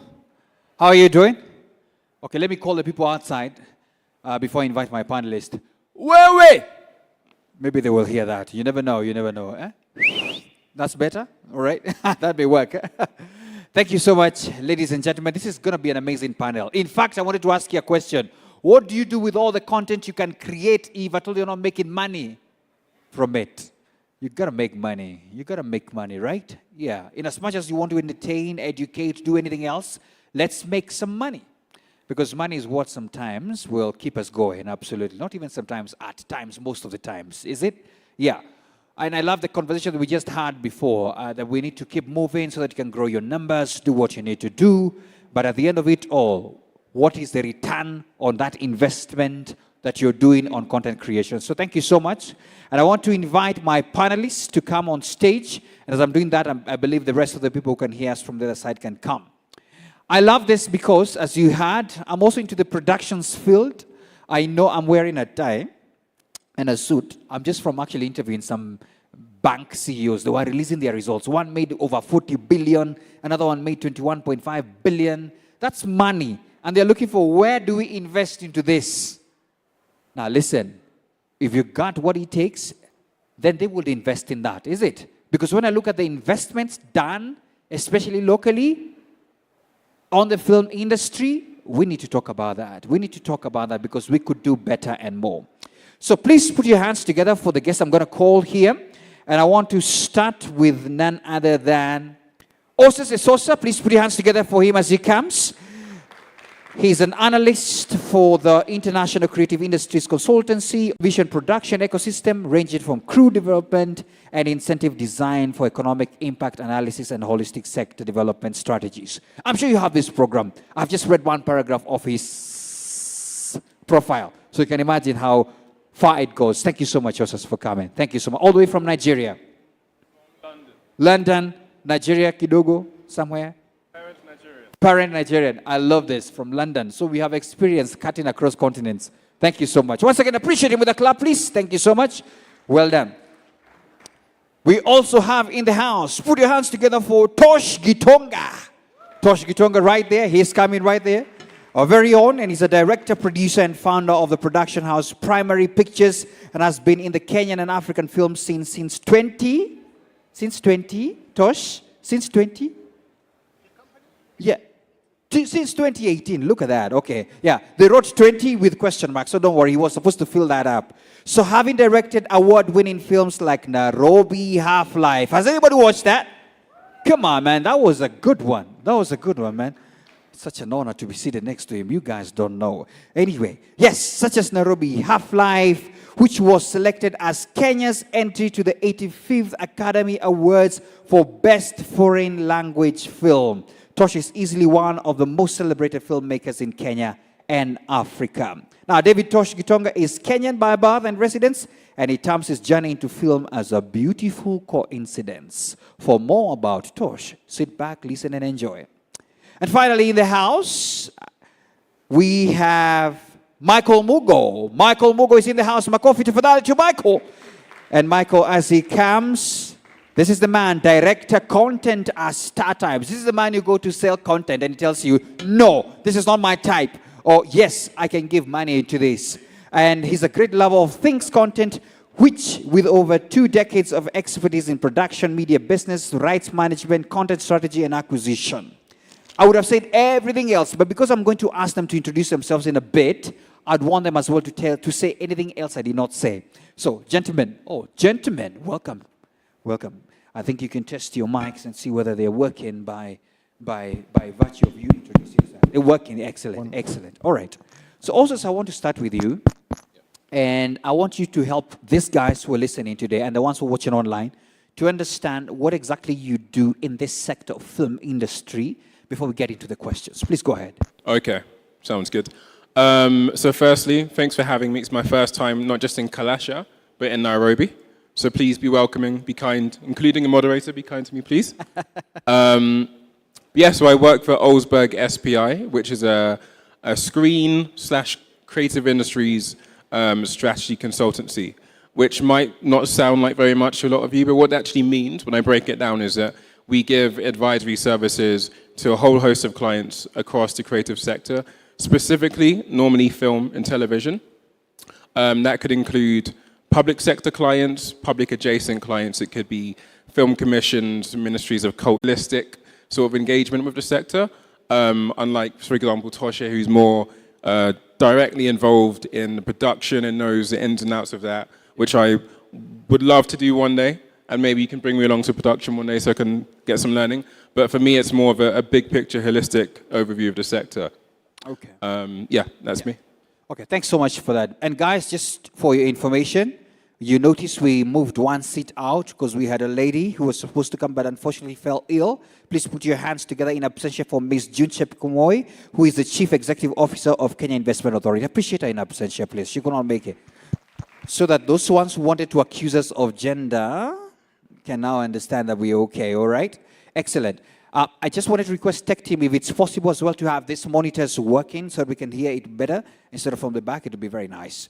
Thank you so much. Let me come to Michael, no, actually, Tosh, let's come to you in terms of just quick intro of what I may not have mentioned. I know I cut it short, but just quick intro and exactly how you fit into this conversation today. Please go ahead.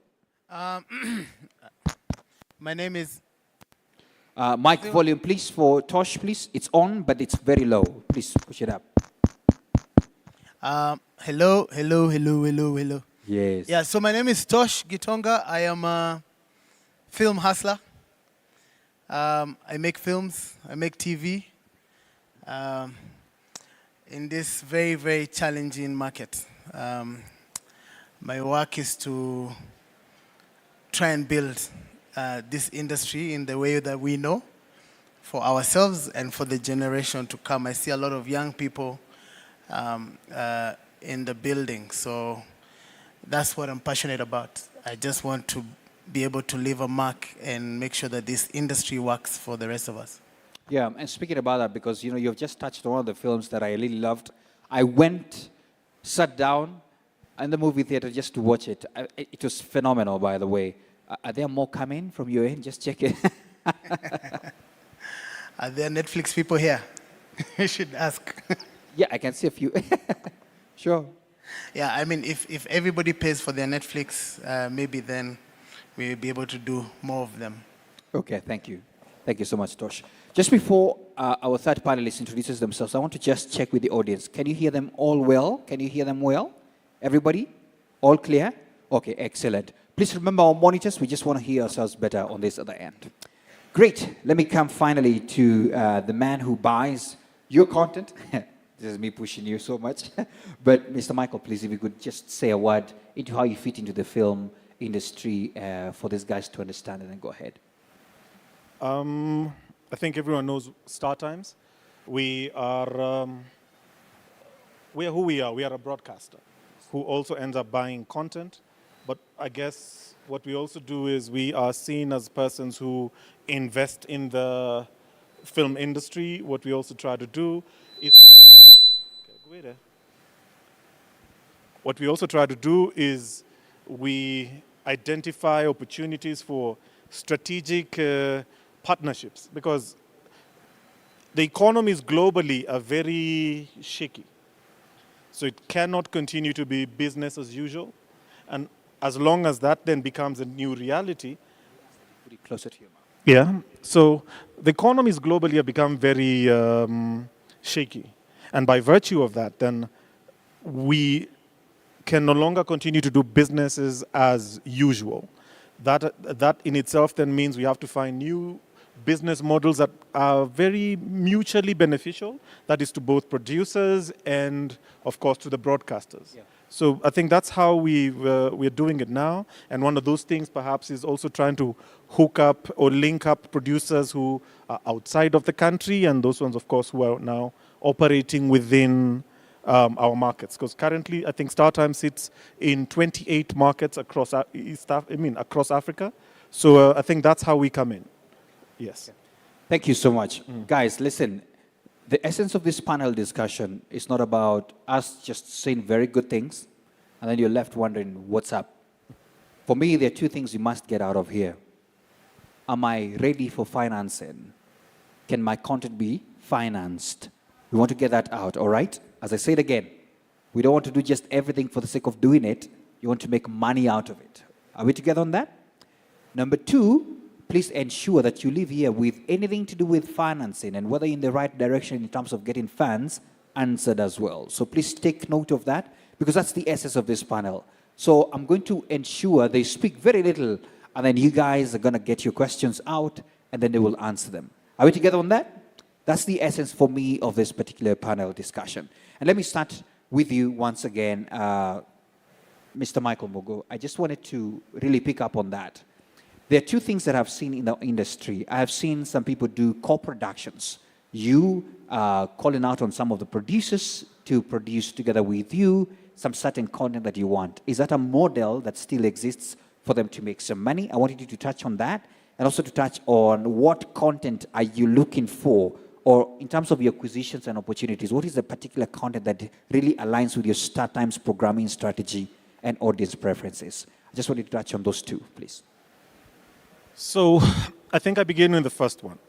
What the business models that are viable in this day and age. As I'd said before, the economies are tricky. Code cutters are many. What that means is the minute you expose an audience to the internet, you do not know what comes out of that. True? So what that means is you may be subscribed to Netflix or on any OTT platform that you're thinking of, but you're spending more time on YouTube because you have a smart TV. That automatically means that me, as StarTimes, I am beginning to lose audiences. And that's the truth. If I was to ask anyone here, what exactly do you watch when you're on YouTube? Is it YouTube Shorts? Is it long format? Are these the things that you are watching right now? If the answer is yes, then that tells me that you guys are not watching as much as you should on my platform. So my investment then, my return on investment is lower because your eyeballs are thrown to other platforms. You've just had a conversation about TikTok. People are spending a lot of time on TikTok. True?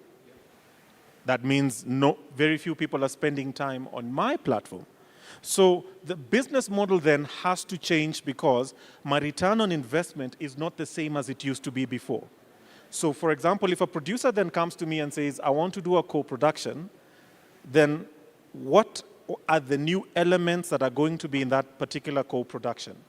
So one of the ways that we look at as an example is, I will not pay you the price of commissioning, as an example, when you come to me. What I will say is, I will meet you 75% of the way of the price or the budget that you had put forward to me. And then we will then look at something like a distribution model where after the content has aired on my platform, because I have more networks than you do in terms of distribution, I will then take the content and redistribute that content to a person X who knows what that particular broadcaster will be. And then we can divide the revenues that come out of that particular one together. That way, you're able to meet the 100% that you guys were asking for before. So the co-production as well has to be reviewed in terms of how can we both recoup, on the ROI, that the investment that we put into it before. Yeah. I mean, I love it, and you have put it so well that at the end of it all, they have to make something as we make something, right? Because they have the infrastructure. I'll be coming back to you. I want you to just give one example that has worked. Hopefully locally, you don't have to mention them, whatever, but anything that has worked as an example. But I'll be coming back to you on that. Let me come to you, Osis. And you are, sorry to use this word, but I think you are a researcher. You look at the markets, look at Africa, look at Kenya, and see, are we investor ready? Can people from wherever come bring money and look at this content creator who is doing amazing here and say, we want to give you more money to do more? Where are we when you look at our film industry? Are we playing games or are we ready to take off? I mean, it depends on, is this overly loud? Yeah, it's quite loud. They're going to fix, just go on. Okay. Yes. Right. It depends on what you mean by investment and what you mean by production. So I would split product from externally overseas into two camps, really. Yeah. One is what I call incoming production, whereby a Warner Brothers, a Disney, and Netflix wants to shoot something, they come to Kenya, they use a location they like in Kenya, and then they go back and finish the rest of their film, which is valuable. A lot of money created, a lot of jobs created. The other is more to do with local language originals. This is where Netflix might commission a Kenyan original with a largely Kenyan crew, Kenyan director, Kenyan creative sort of force behind it. In the former case, the type of infrastructure and investment required is different to the latter. So I'll start with the former case.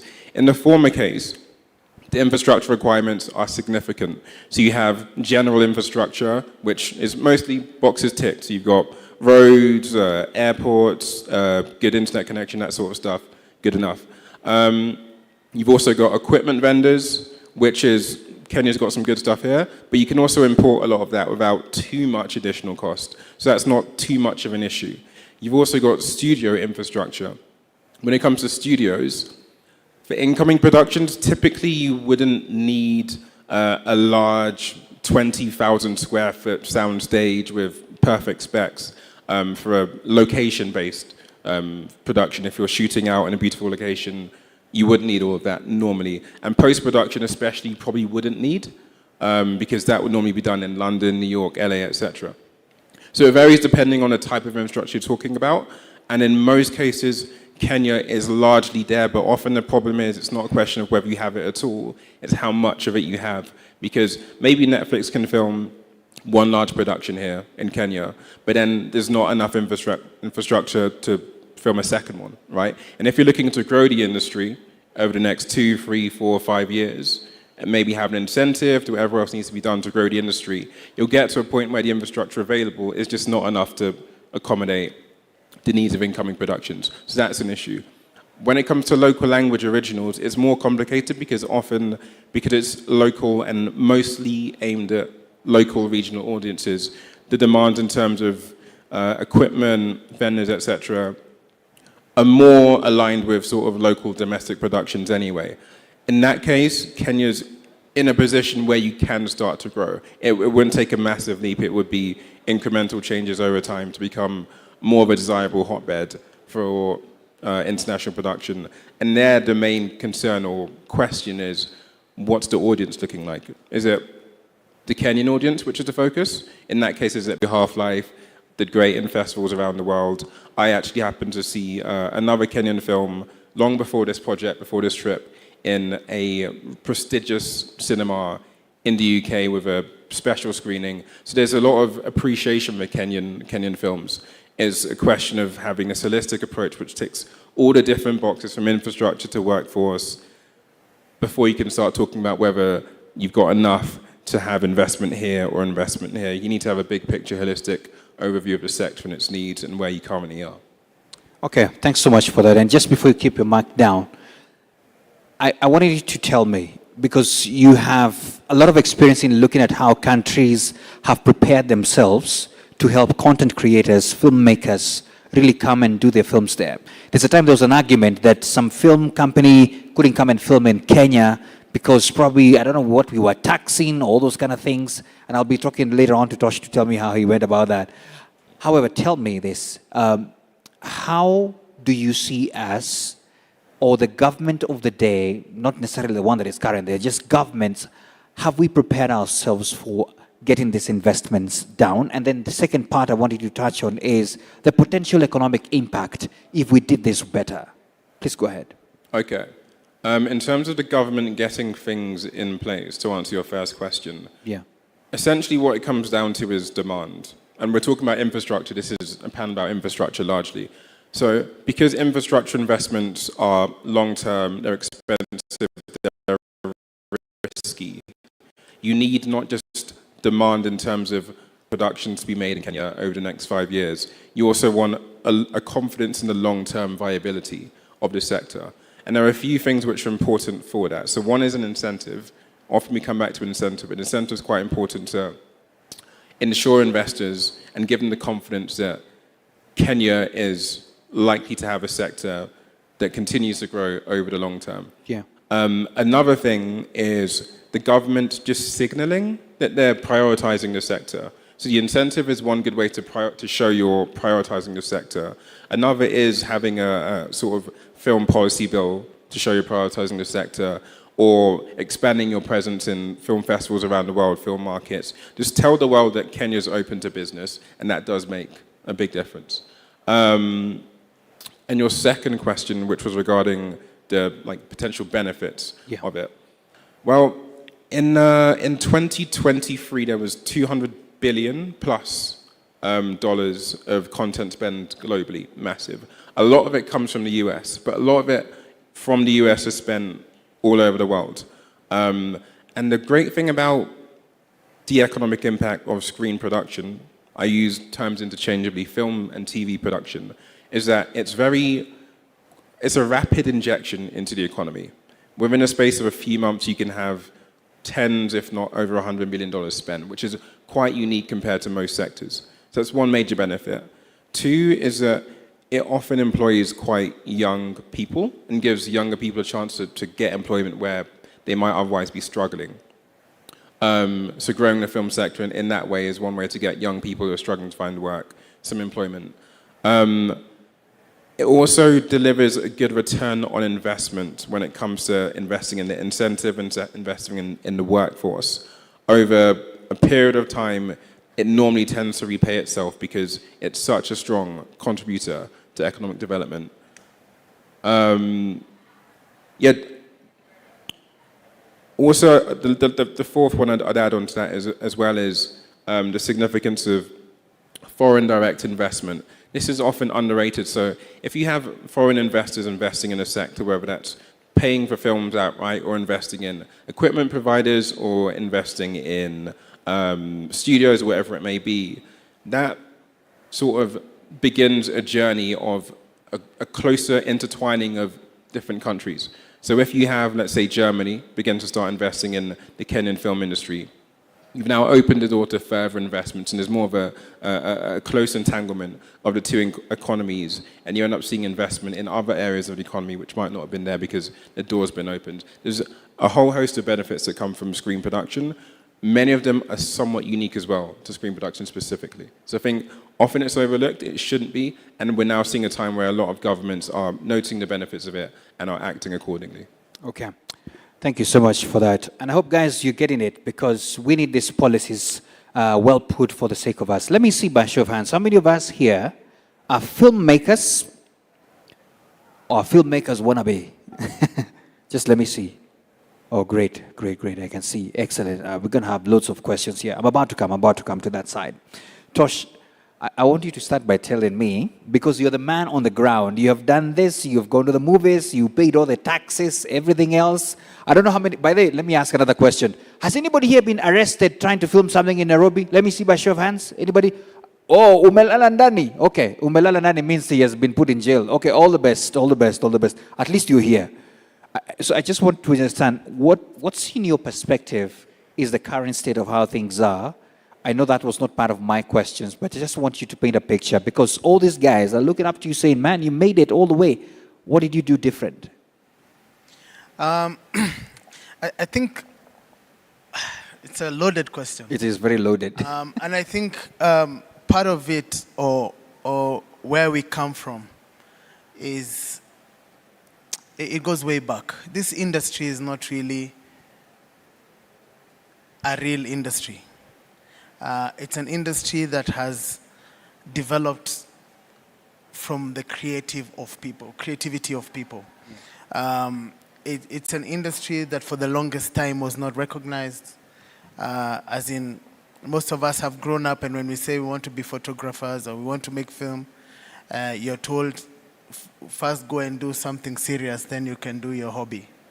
And I think that has been the biggest problem that we've had in solidifying what we have. And a lot of young people here, every young filmmaker here, I'm sure, they have gotten into this industry because of the passion they have for it, and not necessarily knowing how to go about things. Most of us, at least 90% of us, have been winging it, driven by the passion. And that's what happened for me too. We got into the industry. I think I'm in the industry 20 years now, and I'm still trying to figure it out. And I'm realizing a lot of things, and some of these things is that at the end of it all, for us to be successful, we need the market. We need the route to market. We need a market that is buying what we are making, so that we can grow. Without that, then we're going to be here forever. saying we're filmmakers, struggling filmmakers, trying to make film without any resources, complaining that we don't have money to make the films. So we're in a process now of figuring things out from all ends, from having a film policy. I don't know, I lost track of where that film policy is. Maybe my friend here, Izzy, can tell us if it's close to home. But it's one of the biggest problems we have, where you don't even have a framework, and that is important, because then even if you go to the bank for a loan or something to make a film, you don't have a framework that guides what you're doing. And so it becomes very difficult, because there's questions you can't answer. Okay. So at the moment, it's very, very guerrilla, we're all trying to figure it out. But this is what I can say from a personal point of view. Yeah. And this is what pains me. We're in a conundrum. We're in a catch-22 situation. And what do I mean by that? We need a lot of money to make this industry work. Yeah. Now, the people with the money, we are not their interest. I'll repeat. We need a lot of money to make us work. Yeah. The people who understand this business are not here, and we are not really their interest. The people with money here, we are not their interest. So our biggest headache is, how do we find people with money and interest of us? Yeah. Those two things. That's where we will be able to grow this thing to the next level. Michael has an answer for you. Yeah. Hey, I'm being attacked. And Michael has the money. and Tosh is my friend. I need to break this down into two. I need us to understand that there's a dichotomy of two things. There's the craft and there's the business. Mm-hmm. Now, a lot of us are stuck on the craft. Yeah. I am a great cameraman. I am a great video editor. I am a great graphics designer. That's the craft. How many people know what business we're in? If I was to ask any of you guys here, do we know what business we are in? Because production is not business, it's craft. The business that we are all in as content creators is rights. We are in the rights business. And rights can be broken down into very many things. Royalties are about rights. When you sell your content to any OTT platform, you come to me as an example. You're selling me certain rights. Is it exclusive? Is it non-exclusive? Is it on SVOD? Is it on AVOD? Do we understand the rights that are there?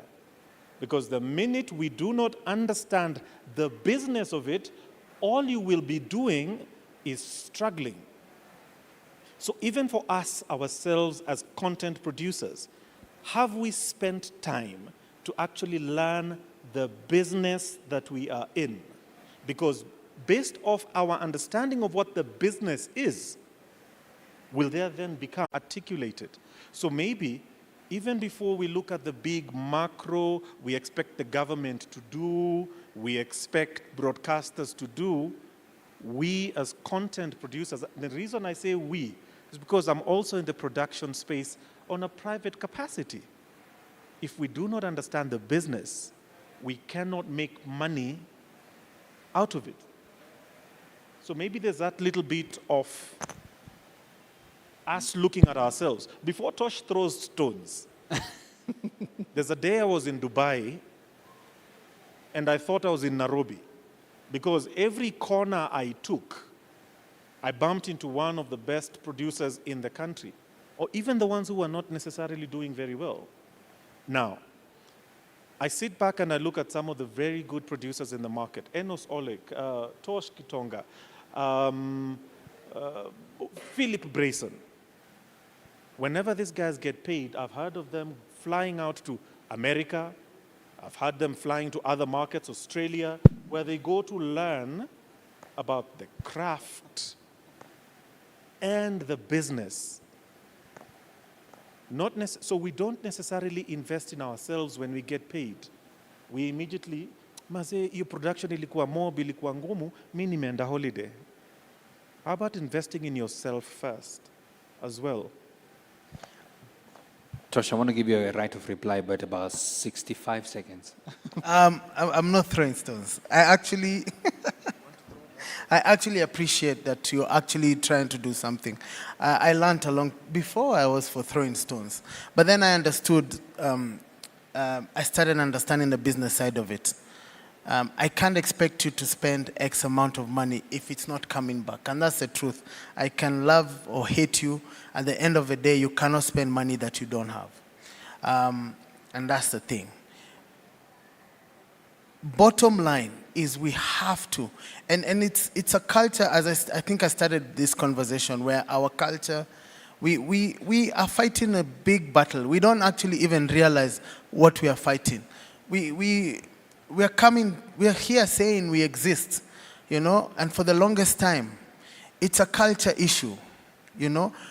We're trying to get our things happening with the government, but just think about it for a minute. The minister who's there, or the government official who's there, thinks filmmaking is about clicking photos. You know, like how many times as a filmmaker have you said a camera costs 10 million and they looked at you in shock? Like how? So we're fighting against a huge culture block of where the creative arts are looked at as hobbies or, you know, not serious business. So that's what's against us and has hindered a lot of our progress. And the truth of the matter, when I said about the people with money are not interested, I meant the people willing to spend a lot of money in these productions are, say, from Hollywood, because they have seen it work for them. We are not their interest, okay? So I have been here for 20 years. We have been talking for a long time. And I choose to look at it in a different way. Africa has 1 billion people. About 300 million people have disposable income, which means they can pay for entertainment. That's almost the size of America. So what we need to focus on is how do we build this African market to watch our own content. And the problem we have with that is that already we are talking to a people that are already biased. Okay, and that's the truth. However we want to look at it, any day you're going to think a Hollywood movie is better than your own movie. You expect a Hollywood movie to be better than your own movie. If you go to the cinema today and you find Tosh Gitonga on one side and Tom Cruise on the other side, you are going to go for Tom Cruise. You're going to spend your 1,000 bob on Tom Cruise. That's the reality. So we need to build towards, and I mean, we are now fighting against a people already accustomed to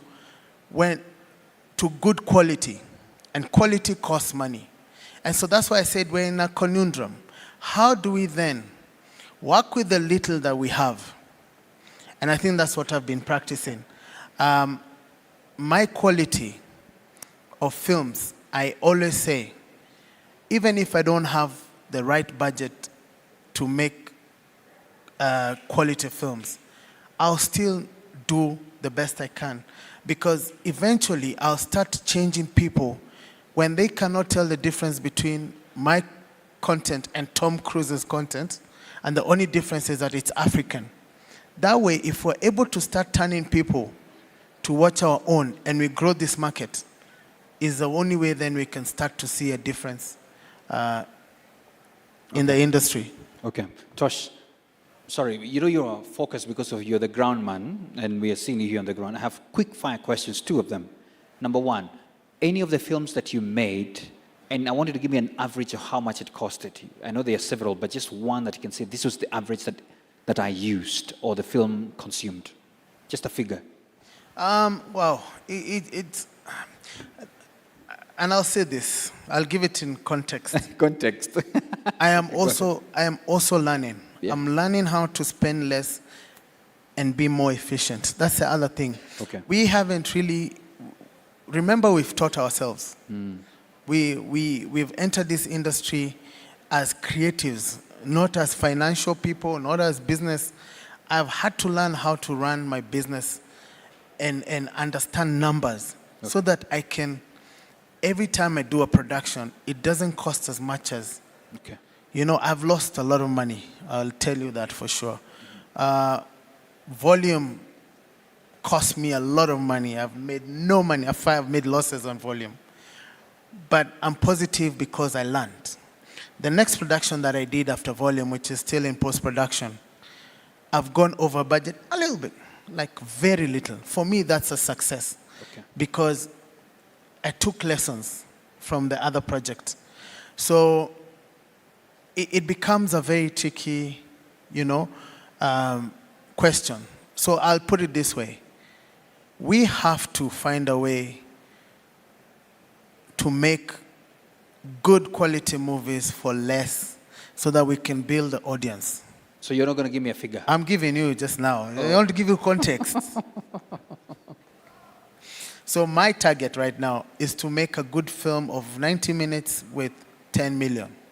10 million, 10 million, 10 million. Ladies and gentlemen, filmmakers. Which is still not possible. No, that's a good one. That's a good figure at least because it's good for us to assess. As I said again, today, I came from 2 banks that released their results.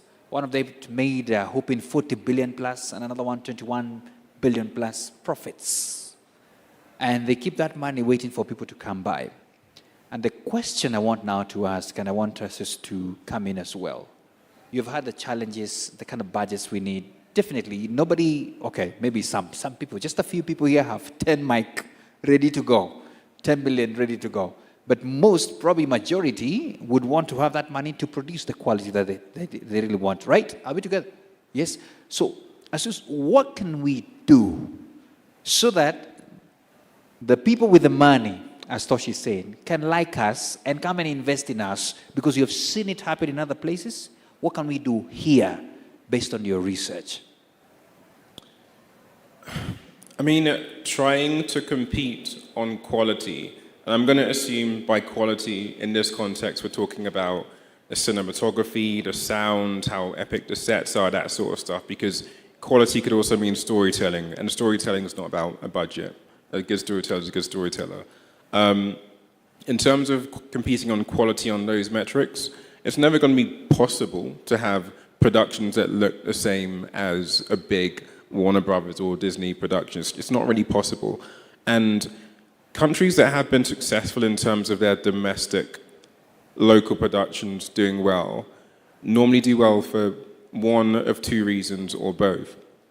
The first reason is that they are telling stories which sort of provide something different to, I don't know, conventional Western audiences, let's say. Maybe they give you an insight into a culture, an identity, a way of life, which is different to what you're used to seeing. The type of film that Warner Brothers, for example, couldn't make. So, for example, I watched a film recently called Monster, which was a Japanese film, a Japanese, fairly low-budget film. One of the best films I've seen in 2024, absolutely beautiful. And it gave me deep insight into Japanese culture in a way that only a Japanese filmmaker could do. It wasn't possible otherwise. And that was profound, that was insightful. And I really enjoyed watching that. So having a distinctness, a uniqueness, and identity to your storytelling is important. It could be sort of showcasing your culture, or it could just be having sort of little subtleties that are new or novel that you haven't come across before. Just something distinct about your form of storytelling or your form of movie making is important.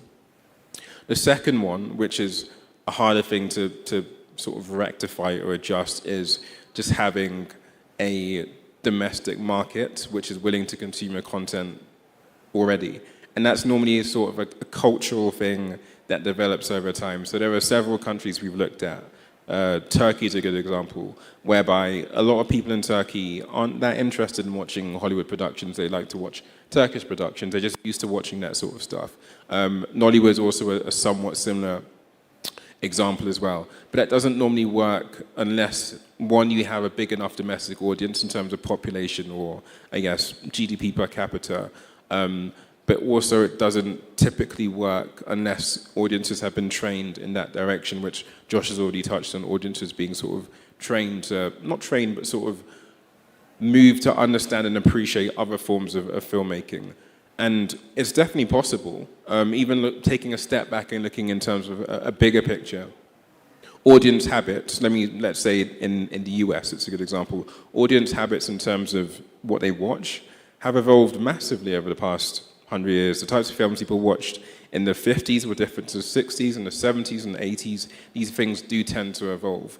And I think the times we're in, we're likely to see even more rapid evolution because we've got such a plethora of alternative forms of storytelling, of content. You've got TikTok, you've got YouTube, etc. So we're in a flux period. I think audience habits can change. And it's important to, one, try and guide that, and two, sort of capitalize on that as well. All right, thanks a lot for that. And just before you put the mic down, I have one straightforward question to you, because I don't know how many of us here have ever watched a Nigerian movie. Just check it, a Nigerian movie. I knew it was the majority. Why? Because we have a lot of them, and we see that. What's the secret? Because Nollywood looks like the local productions get accepted a lot within that, even here in Kenya. I just want to know, because I want to finalize with you, because you're also one of the people airing them a lot. So I just want to know, what do they do right, but in 60 seconds? It's a really good question, and one that, if I'm being honest and humble, I would struggle to answer. So I'll tell you my personal story. So I'm from a Nigerian background. I've lived in England my whole life, but Nigerian parents, Nigerian household. So I grew up watching Nollywood all the time, and I quite enjoyed it. Then for whatever reason, there was a long period where I just hadn't watched one in a long time. And in that period, I had the memory of what a Nollywood film looked like, and I couldn't really imagine myself enjoying that type of content anymore. But I just happened to watch one film. It was just on the TV one day, and I just enjoyed it. And I can't explain why, but I just enjoyed it. And I think it's important, the sort of the learning you can take from that anecdote is that storytelling doesn't have a formula, for one, and two, it's not just defined by production values, how beautiful the lighting is, how epic the production design is. And as long as you're telling stories which can resonate with people, and that's something that sort of transcends, as I said, production values, production design, all that sort of stuff, there is an opportunity to envelop people, give people content they enjoy, and that's really the more the realm of directors and writers to tap into that, to understand that, and make films that resonate. And I think what would help with that is ensuring you're going in with your own vision and not trying to make sort of a similar thing to what you're seeing working elsewhere and trying to mimic that. I think going in with your own vision and telling a genuine story is the best way to approach it. Okay, thanks a lot for that. So what's your advice? And I know you have a contribution towards that, but I have about a minute. What is Kenya's national dress?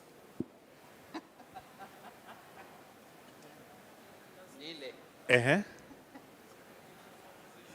a difficult conversation. Different conversation. No. It's the same. And the reason I say we don't necessarily have a national dress. Nigeria does. We know about the gele.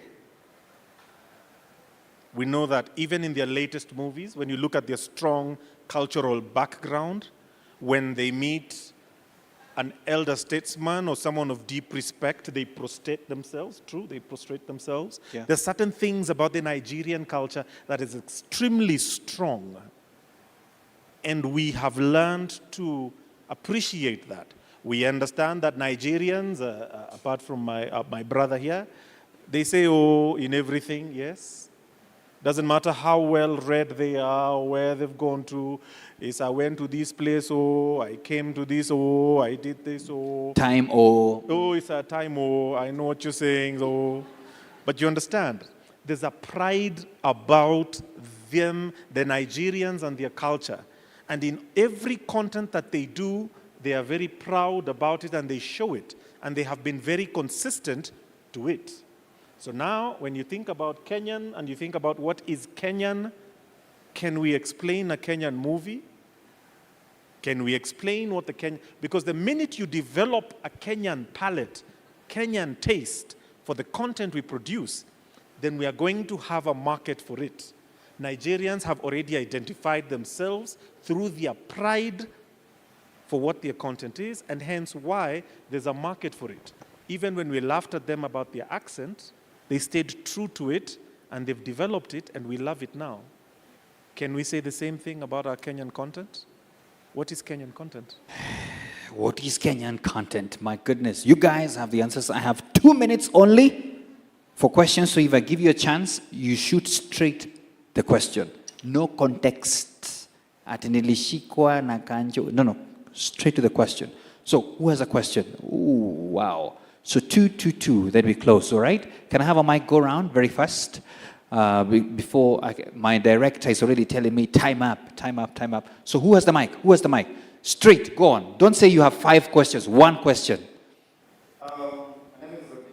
Yes, sir. The question is Mike. And this is from the conversation that we've had there.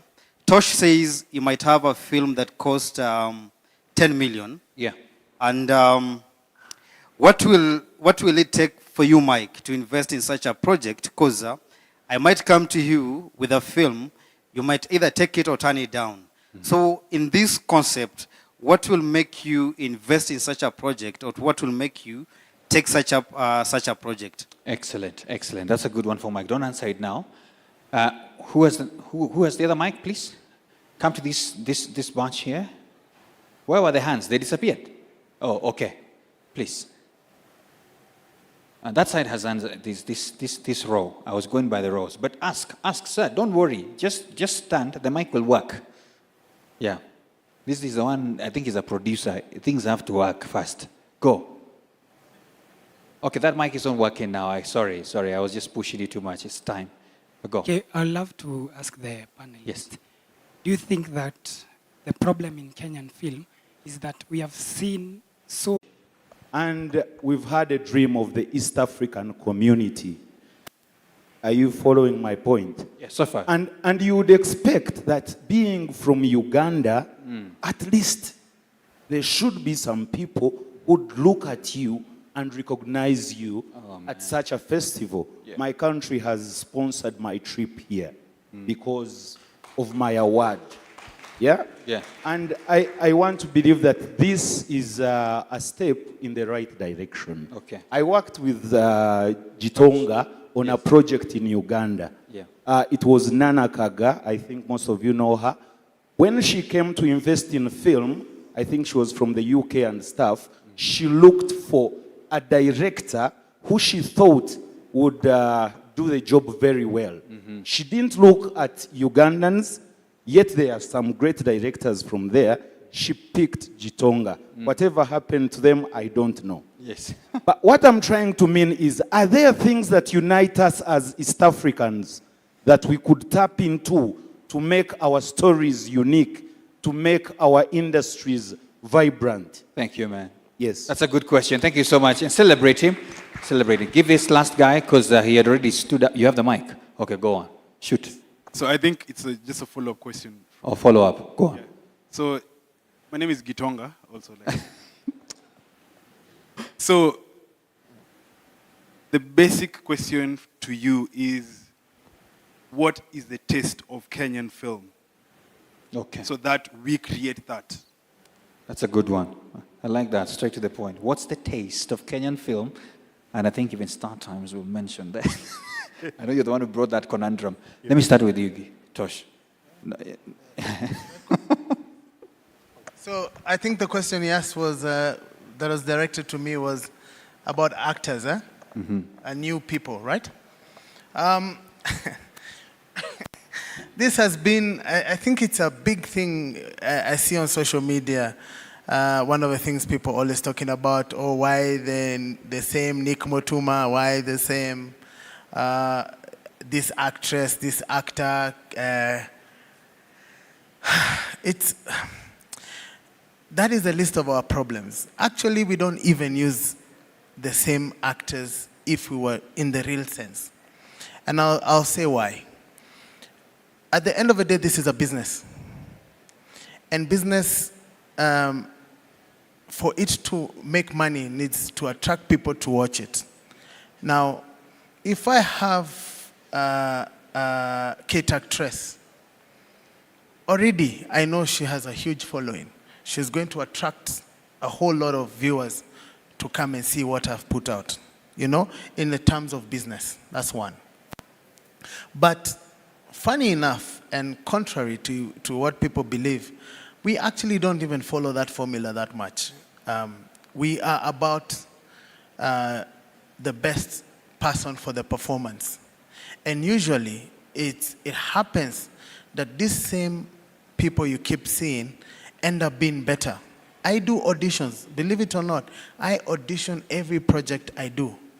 And sometimes I have to be actually, by force, choose someone else, even when it was Kate actress who was best, you know? Just to, okay, give a bit of change because this person is better. So my answer to you is, and I've seen it with a lot of young upcoming actors, focus on the craft. Understand and believe that it's not about you as a person. It's not about, oh, I have the talent.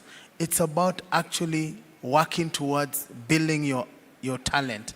And the way I like to advise young actors, it's not a must that, don't expect to get your big acting whatever with the first audition you do. It'll never happen, you know?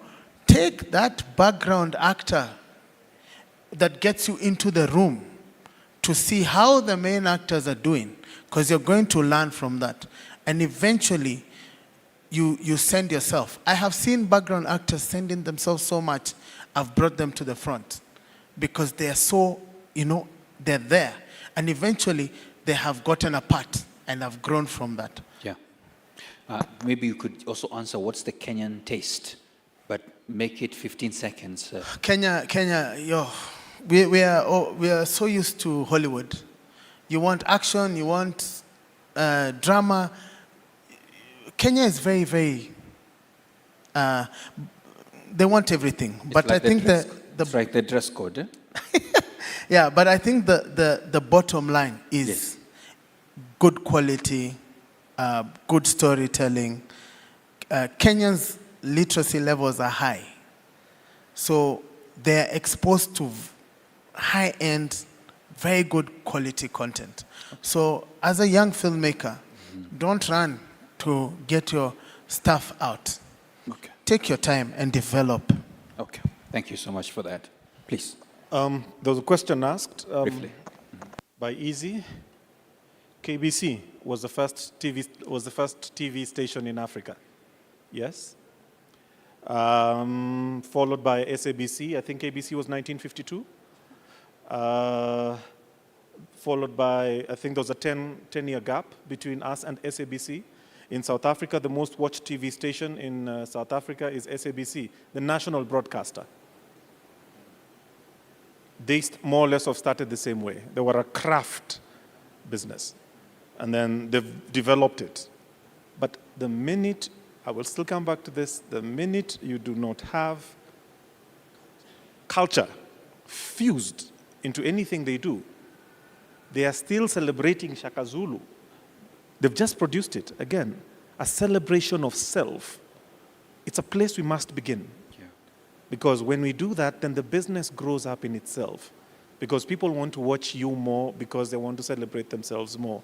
I know of a producer who's producing a show about a Maasai love story. That's deep, it's profound. It's because it's us. We have Maasais here. The only thing we do is we use Maasais to do calendars. It's painful to say that that's under Safaricom ad, where there's mamaing without mukuki like this, but we've never had stories about them. Yet I know, as a cultural thing, as an example, Maasais, the husband always walks in front, the wife walks behind. It's a cultural thing. Do we celebrate those little differences in the stories that we tell?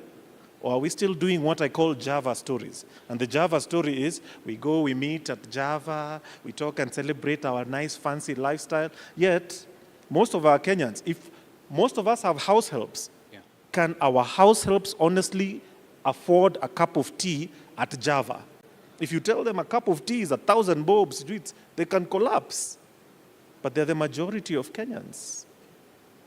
We have to, so you've asked me what to do. In the morning I spoke about strategic partnerships. I think one of the things that we can be able to explore is even working with MultiChoice as an example with the Talent Factory. It helps to grow.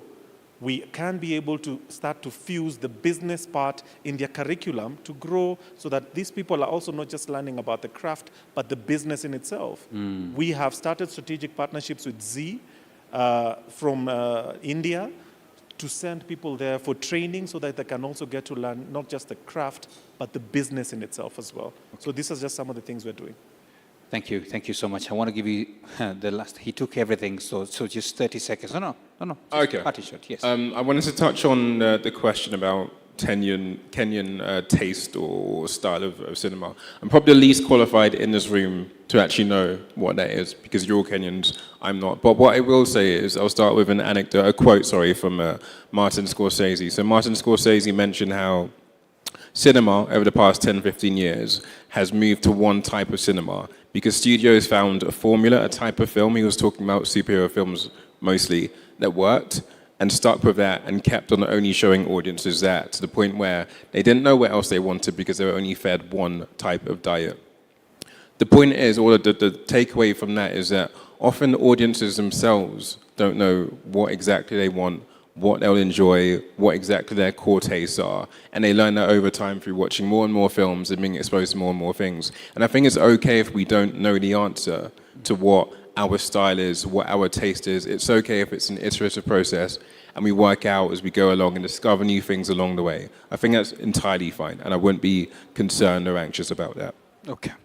Please put your hands together for my panelists. Thank you so much for that. I believe you have gotten some insights. But I also want to say this, dare to go and even ask some of these financials, hey, we have these projects, can we get something out of it? I believe so. And I think from what Tony has said, Tosha said as well, some of these things is just start and keep moving and keep going. You never know what's going to come. And there's so many good progress that is happening as well. And we still have our brands that are still representing us and helping us up. Let's see how we can co-create as well. Thank you so much for your time. Let's appreciate the panel one more time. Asanteni sana. And just before they leave, we're going to take a picture. Where's the photographer? I'll take a selfie. All right? I was told I can do that, right? Yeah. So this is just us. We are creating content. Huh? Hey, come on, guys. Yeah, this was good. This was good. Men don't come too close to each other like that, but that's okay. I didn't know, eh? Oh, finally. This is now the opportunity, right?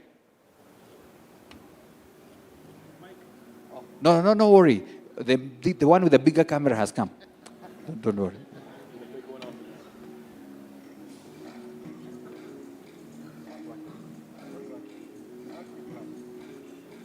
Yeah, we were saying it wasn't working without a flash. Thank you so much. Back to you, moderator. Asanteni sana. Let's appreciate them one more time with a clap. Asante sana.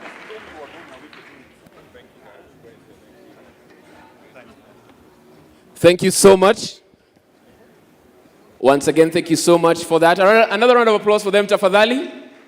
And of course, as we're saying, with each session that we have, there's a chance for you to interact with the panelists, get more context. There's a lot that has been left out, of course, in some of the questions. Engage, interact as we move forward. We have one more panel discussion before we bring day one to a close. And it's all about Africa going to the world, the power of localization. This will be facilitated by Ms. Caroline Bindio. As they get ready for that, a 5-minute break before we get there. But I mean, we've had a full day of interaction, and do we have a mic that can be roaming around? Mike, please.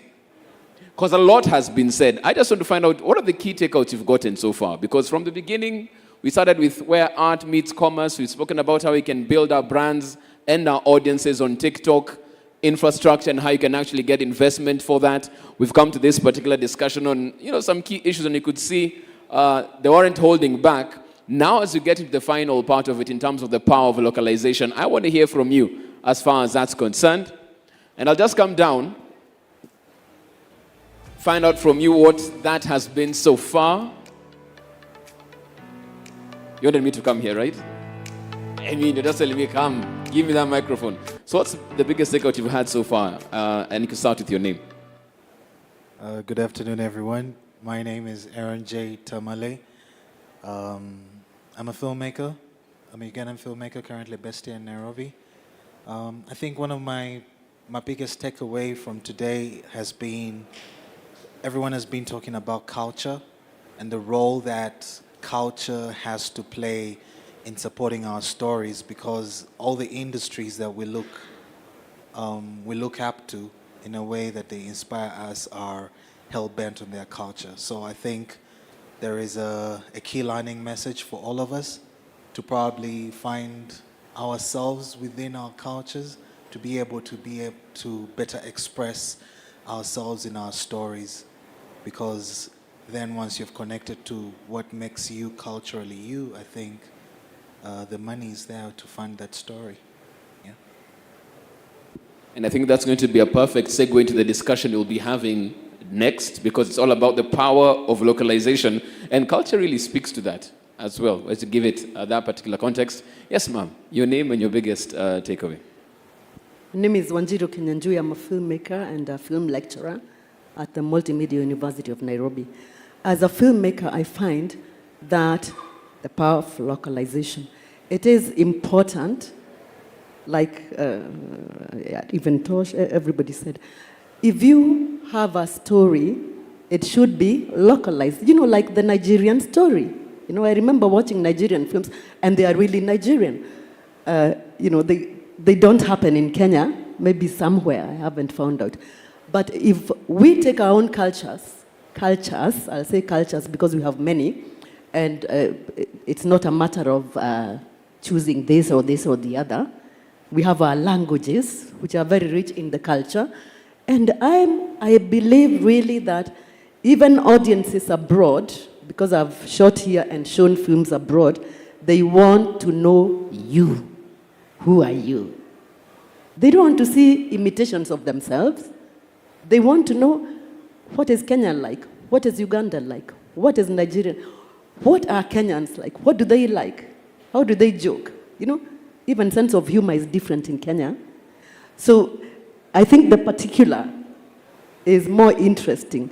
The authentic is more interesting. The roots of your culture are very important. And as the example from South Africa, they are making another Shaka Zulu. It's a fascinating story. We also have those stories. And I think it's high time we really dug into our cultures.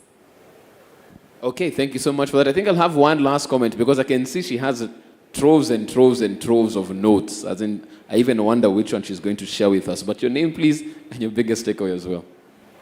My name is Liz, and I work for film festivals in the UK. And I completely agree with what the professor said just now. I don't have anything else to add. It's been interesting to hear about viable business models as well, and what the future of that looks like. Okay, thank you so much for that. I'll start this. He also has a big takeaway he's gotten today as well. Localization helps to expand the market for producers, meaning you have a huge stake to make more wealth. Okay, thank you so much for that, Mr. Wase. And that actually is a perfect segue to the next panel discussion we are having. And that is about taking Africa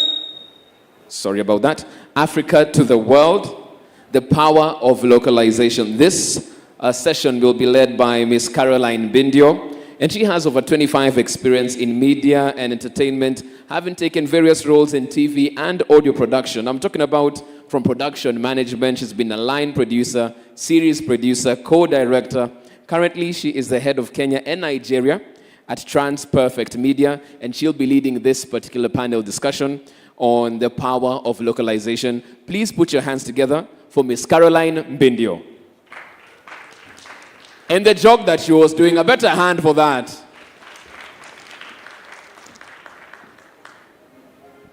Thank you very much. So I guess I just introduced my team from TransPerfect Media. Thank you very much. I wish there were more people, but I'll just assume everyone's on break. So I'm Caroline Mbindio Coroso. I've worked in production as a producer, etc., for over 25 years, and now I'm in post-production, and more specifically localization. And I head our branches for Kenya and Nigeria, but as part of the TransPerfect Media family, we're over 100 branches globally. So we've got you covered, basically. So I'd like to introduce my colleagues, Mr. Jacques Barreau, who is our Dean of Dubbing, visiting us from Spain. Karibu, Jacques. Mr. Rafael Gatti, who is our Head of Project Management for Kenya and Nigeria. And Mr. Malcolm Marwa, who is our Senior Technical Manager for Kenya and Nigeria. And Mr. There's a fifth chair now, you can come. And Mr. Pascal Coroso, who I guess you can check from the names, we are together in marriage and in work, and he's our Chief Operating Officer for Kenya and Nigeria. Welcome.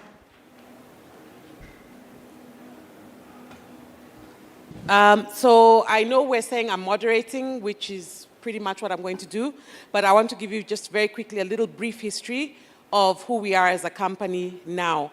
So for those who know me, I started off in African Voices Dubbing Company, which I established with some partners, and my husband was a co-founder about 15 years ago. African Voices was acquired by a French company in 2019, Hiventi Africa. We still operate, our legal entity name is still Hiventi Africa, and in 2022 we were acquired by an American firm, TransPerfect. TransPerfect is the largest language service provider in the world, and we are part of their media division. So yeah, it's Nairobi to the world. It's not just Africa to the world. We are very well placed to do the work that we do, and we're going to give you a small and brief explanation of what we do. So I'm going to hand over to my colleague Jacques, because I know we're running 1 hour behind, just bear with us, and please, we want this to be an interactive session, so as soon as we've done our presentation, throw your questions at us, and hopefully we'll be able to answer as many of them as we can. Karibu, Jacques. Thank you very much. Ooh, nice sound. So, good afternoon, everybody. I'm Jacques Barreau, and I handle every aspect of the creative dubbing at TransPerfect. So my mission is to create new tools to simplify the dubbing process and to help with casting every aspect of dubbing and subtitling. So can you please go directly to the third slide? Thank you very much.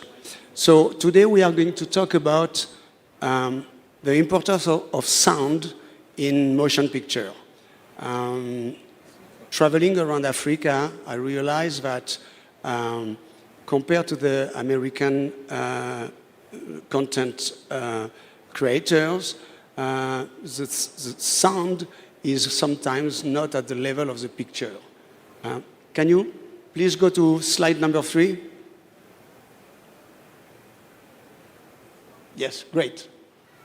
But I see here, I would like to see here. Perfect. So, no. One before. One before. Great, thank you. So, why are we insisting so much about the importance of sound in motion picture? A few years ago, Dolby started a noise reduction system. And a few years after, they started from stereo to have a system in surround sound. So people, instead of just listening the sound in stereo, were listening the sound in surround sound. A few years after, you have the Dolby Surround, which is 5 channel, left, center, right, right surround, left surround, and subwoofer. So this was a big revolution in the sound system because you could be really immersed in the sound of a film. And ultimately, the Dolby Atmos, I don't know if you remember the movie Gravity. Gravity was a perfect example and one of the first one in Dolby Atmos because you could hear the object going above your head, which was very new in the system. So now you can go to the theater and have the sound in front of you, behind you, on top of your head. After that, a second interesting person that understood the importance of sound in movie was George Lucas. I had the pleasure of working with George Lucas when I was based in Los Angeles. And Lucas in the 70s understood the first one that the sound was so important that he created this norm called THX. And this was for the release of the first Star Wars movie. Because he said, okay, the picture is fantastic, but if the sound doesn't follow the picture, there's no point. So he created this norm called THX, and we can still enjoy now the power of sound in the motion picture. As you understood, I'm a sound guy, I'm not a picture guy. Next slide, please. Dubbing localization. So part of the sound is localization. So what is localization? Taking a movie, can be a Kenyan movie, can be a French movie, can be an Italian movie, an American movie, and localize it, meaning make it available in the different languages. So we are talking here about dubbing, and some of the picture, I will go pretty fast, I don't want to go too much in details, but you can see on the left, that's a Greek recording studio, an Italian guy, Japanese star talent. I was in Japan to record the Quest for Camelot for Warner Brothers. And this is for Harry Potter in Mexico City. And I was supervising all these movies before joining Transperfect. So the dubbing is very important because you have two ways to localize a movie. Either way you do subtitles. The only problem with subtitles is the kids cannot read. So for all the family entertainment content, subtitle is not a very good option. On top of that, when you watch a movie with subtitle, you hear the original soundtrack, but you have to read in the same time in your language, which is a bit distracted. So why are people doing a lot of subtitle? Because it's much cheaper than dubbing. Dubbing involved actors. So you have to have the actors come and record their part in the translated language. So it's much more costly, but the experience is completely different. Next slide, please. So I'm going to play a little video for you, which is from the Clone Wars series. When I was working at Warner, Warner was distributing the Clone Wars movies. And George Lucas asked me to continue the series and handle the series for them, so which I did. And I'm going to play this clip, and after I will explain what's going on. Can you play the clip, please?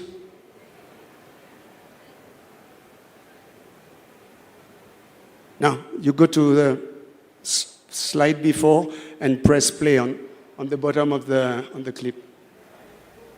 Yeah, if you... Where is Malcolm? Can he help?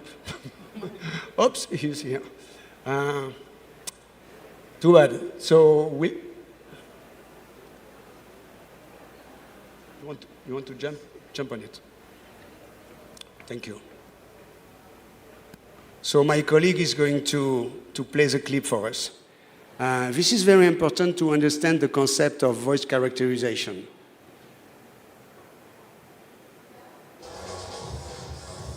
Not this one, not this one.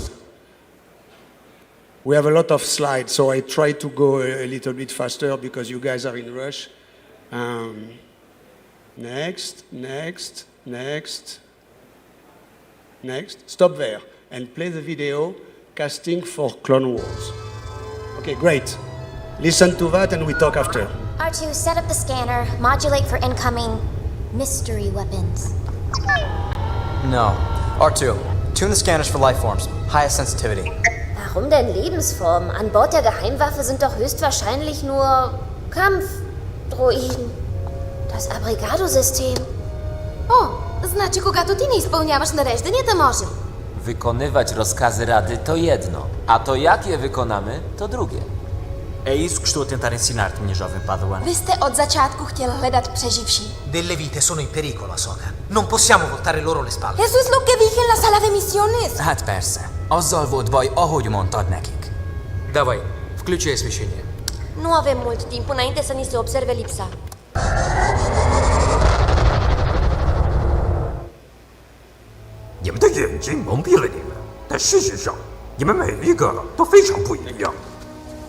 Reese, immer fixiert auf den Feind du bist. Um Erleuchtung zu erlangen, betrachte dich selbst und jene neben dir. Jack, optræder våben du er. Våben vinder ikke kampe. Dit sind mægtigt det er. Sobrepujar esses droids você pode. طيب أنت ماهر الإكرام أو كامل غما لكن تسود صفا تخلينا تسيح كان 就算係複製人，但係大腦係所有生物都有嘅，你哋可以用佢令到個腦寧靜。Well, this looks like the last one. Let's finish the job.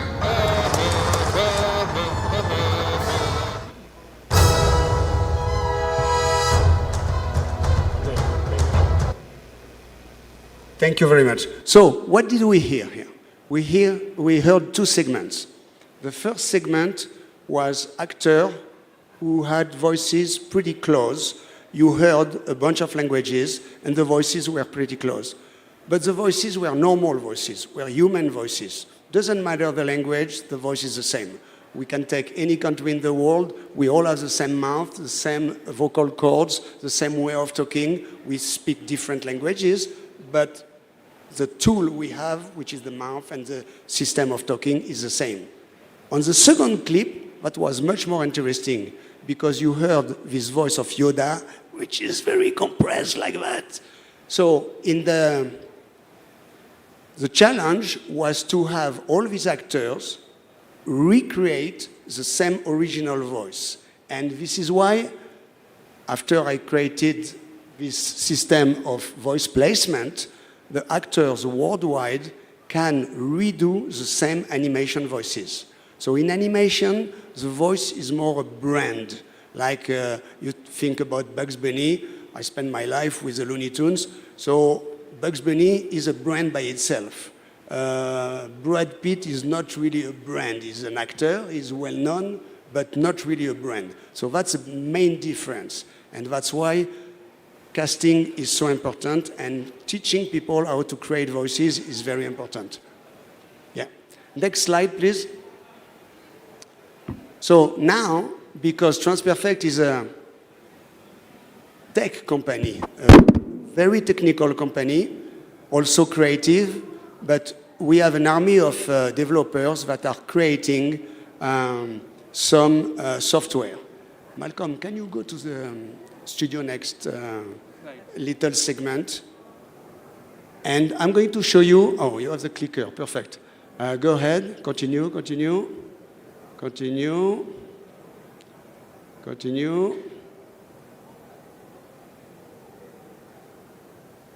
And next one. Okay, so I'm going to show you something which is the tool that we are using worldwide to record actors or actresses, obviously. This is called Studio Next, and it's a cloud recording system, meaning that for security reasons, we don't have anything in hard drive, anything in computer, and the actor can record anywhere in the world, and the sound is directly sent to the cloud. So Malcolm is going to play this little clip, and we talked about it. We'll talk about it after. Θέλει κανείς να έρθει μαζί μου? Εγώ! Είμαι μέσα! Μέσα με τα χείλια! Ετοιμαστείτε λοιπόν για εκτόξευση. 3, 2, 1, εκτόξευση! So you see, this system is very interesting because this is the future of recording. The client was in the States.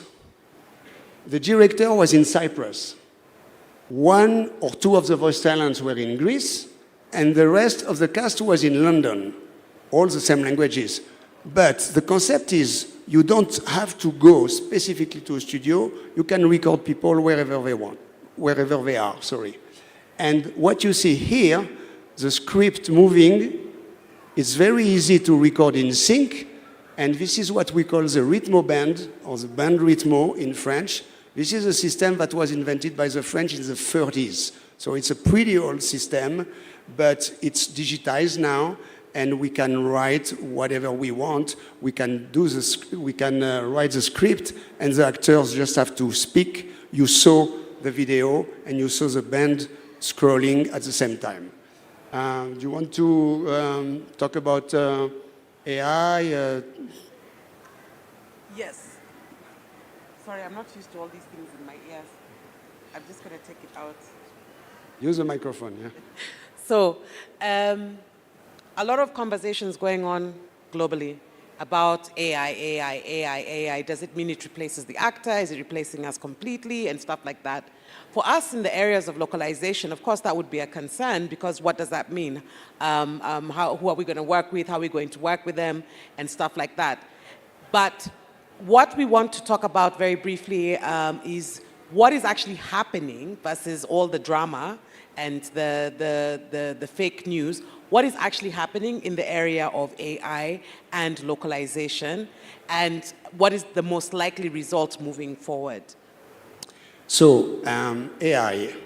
Everybody is freaking about the name AI, artificial intelligence. Actually, it's not really intelligent. It's just somebody, something that is repeating data that was ingested. So AI is really just a toolbox. And I do the analogy with a hammer. You know, when you have a toolbox, when you are at home, you have a hammer, you have a saw, you have a screwdriver. They are all different tools. And they do things that the humans cannot do. If I want to put a nail in the wall, I'm going to use a hammer. If I do it with my hands, that's going to be really hurtful. So I use the tool to do a specific task. And AI is exactly that. So it's a toolbox. So I'm going to show you briefly what are the tools that are in the dubbing AI box, if you want. So the first one is the voice cloning. So what is voice cloning? Voice cloning is you hear my voice now, and you hear it from an analog standpoint, because my voice is coming out from my mouth, going to the microphone, to the speaker, and you can hear the vibration of the sound. Very simple. Now, the cloning is, I'm going to take a digital print of my voice, and my voice is going to be just a number of data that are going to represent exactly the way I talk, the timbre of my voice, so everything will be digitized. That's the first tool, and this is the most critical tool, because when the voice is cloned, you have a model of your voice, and you can do a lot of things after. So the second one is the voice morphing. The voice morphing is a very simple tool. Because you have the model of my voice, the model is in the computer. My colleague Caroline can talk, and we can transform her voice in my voice. So we call that a source and a target. So morphing is taking any voice and morph it, transform it in another voice. Be very careful about that, because you have a lot of fake news over the internet, in Instagram, in Facebook, in LinkedIn, maybe not in LinkedIn. But AI is going to multiply the fake news by 200, maybe 300. So we all have to be very mindful of the power of this tool and be really smart about it. So that was voice morphing. Text-to-speech is another tool.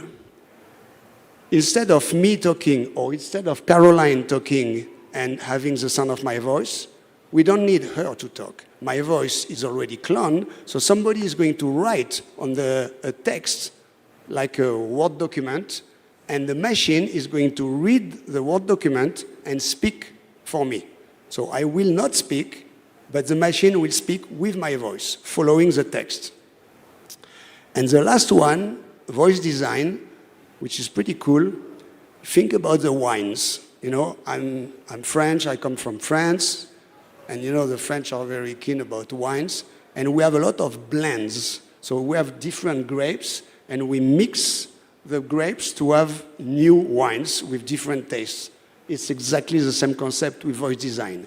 I can take my voice, 3 of them, and I have a new voice. So I will show you some examples if you want. Go to the next one. We can skip that. And you can go to the next slide. Yes, okay. So let's play that.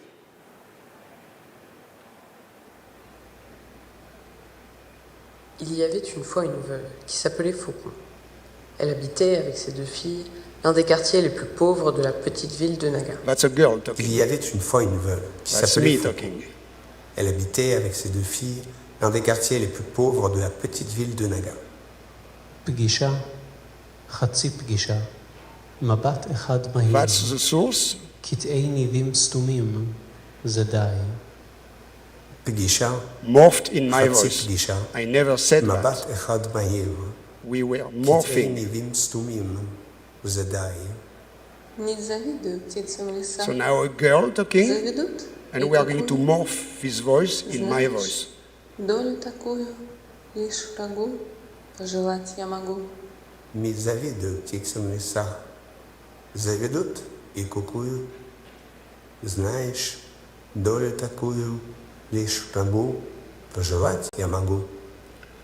So obviously I don't speak all these languages, but we clone my voice, like I told you earlier.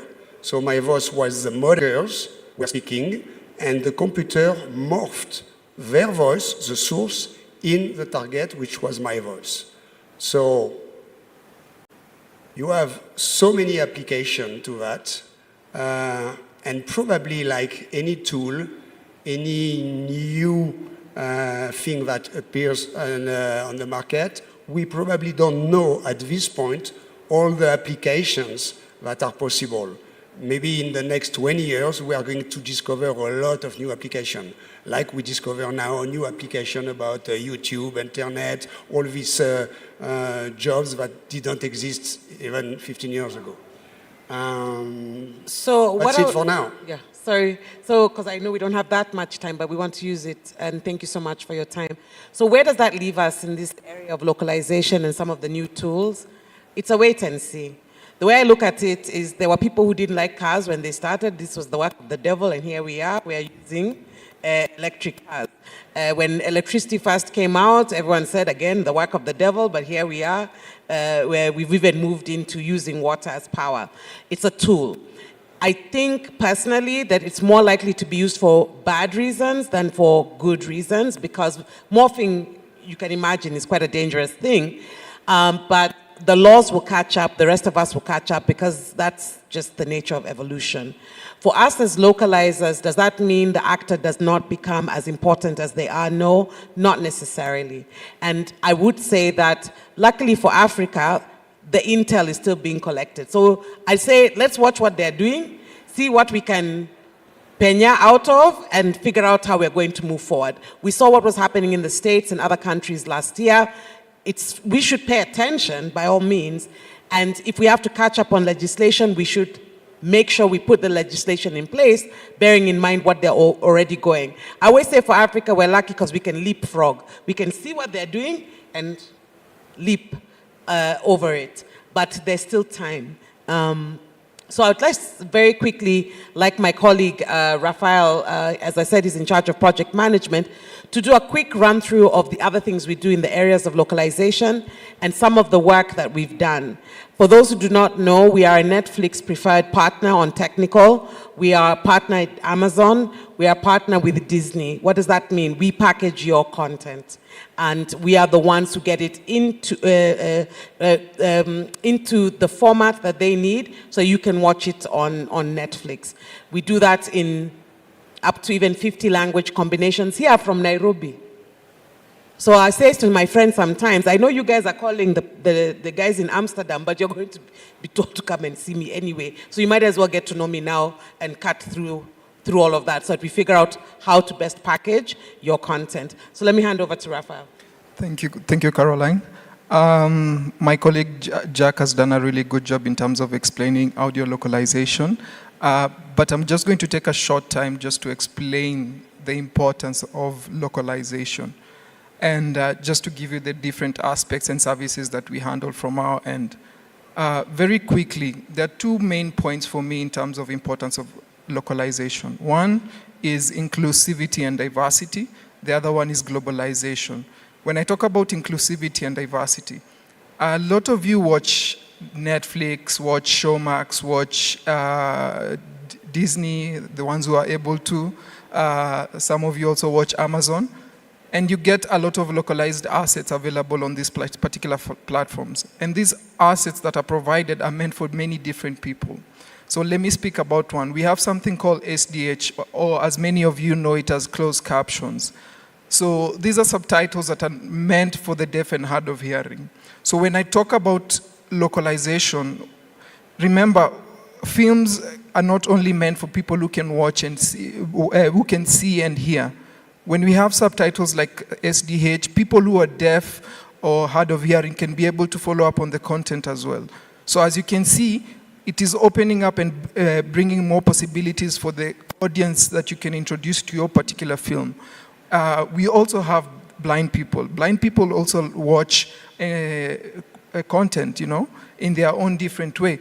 And I can say last year, one of our colleagues here in Kenya did a really, really good, amazing introduction of audio description into the cinemas.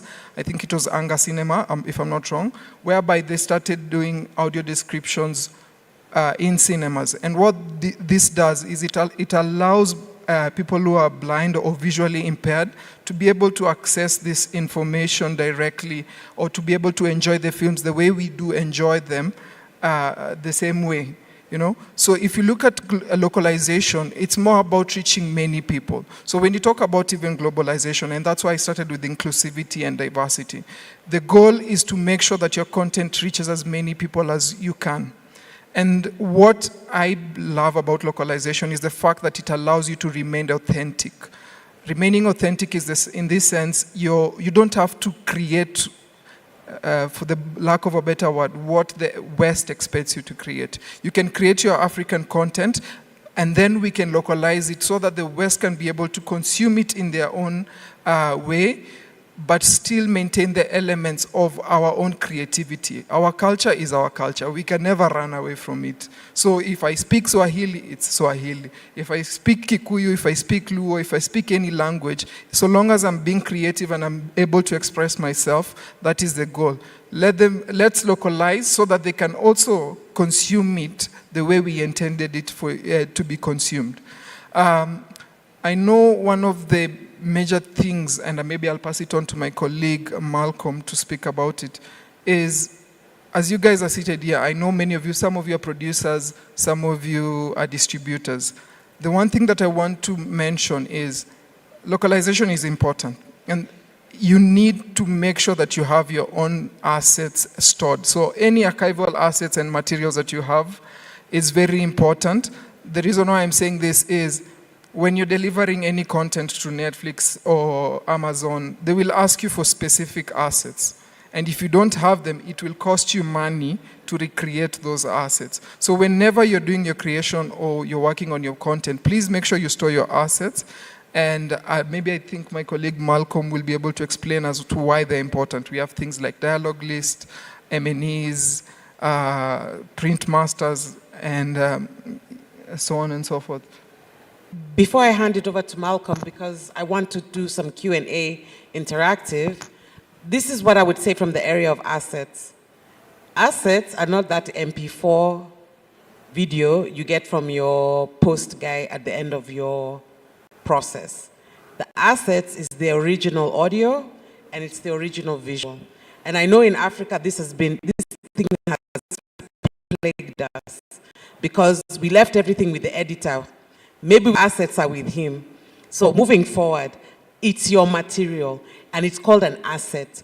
100 years from now, if that asset is still in good condition, they can still be making versions of your film. So don't leave your assets with the post guy. They're yours. They really are your ticket to freedom down the line. So I'd like to open up the floor to some questions. Please ask your questions even in terms of these assets so that we can answer your questions. Thank you.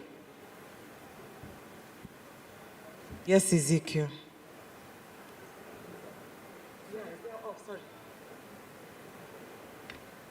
That one is special. Yeah, it is special. Sorry. My question is on rights, intellectual property, and all those things.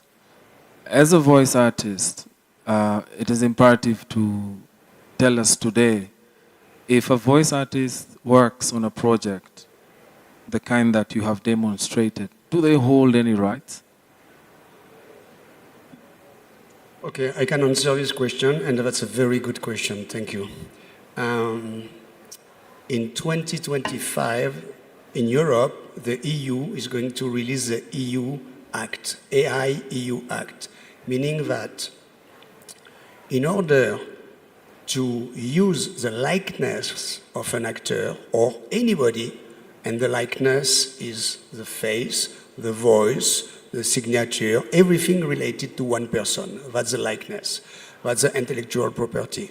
So in order to use any likeness of somebody, the Europeans are going to oblige the people using the voices to declare that and to make a contract. So it's like, you are not selling your soul to the devil, but you make a very legal contract allowing the machine to use the data of your voice. And you can have a contract, I can use your voice as is and do some morphing with it, as long as you give me the authorization, and I have to pay you, obviously, or I can use your voice to train the machine like Google or Amazon, and this is a different type of contract, and your voice will never be recognizable, but the machine will use the data to train itself. So the Americans are preparing the same thing. They had a huge strike a few months ago, and it was mainly about AI. So everybody is taking that very seriously, and as long as it's legal, it's perfectly fine. Just to add to that, Zeke, of course you saw the Kenya Copyright Tribunal here. I was having a chat with some of them. The reality is that we have to catch up like really quickly, because you know how it is with technology. If you waste time, it's going to be problematic. And data mining in order to feed the AI, of course that's happening everywhere. So from a copyright point of view, we as dubbers own no copywriter. We are working on behalf of. But for the companies that we work with, those are the things that we need to catch up on. And for us as a nation, we also need to be prepared, because we're talking about things of 20 years ago when things are happening like this. So we should not be missing the opportunity. And I'm pretty sure with guys like you taking the lead, we will make sure that we're sorting that out. We have to stay on top of it. Thank you. Right. My name is Boniface. A question for you, Mr. Baru. Yes, Jacques.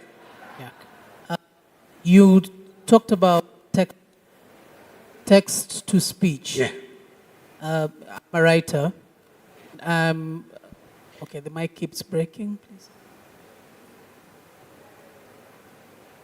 I'm a writer, and my concern is, and I think it's a concern any other writer would have, if you can turn text to speech, where do you see that technology developing, beyond the aspect of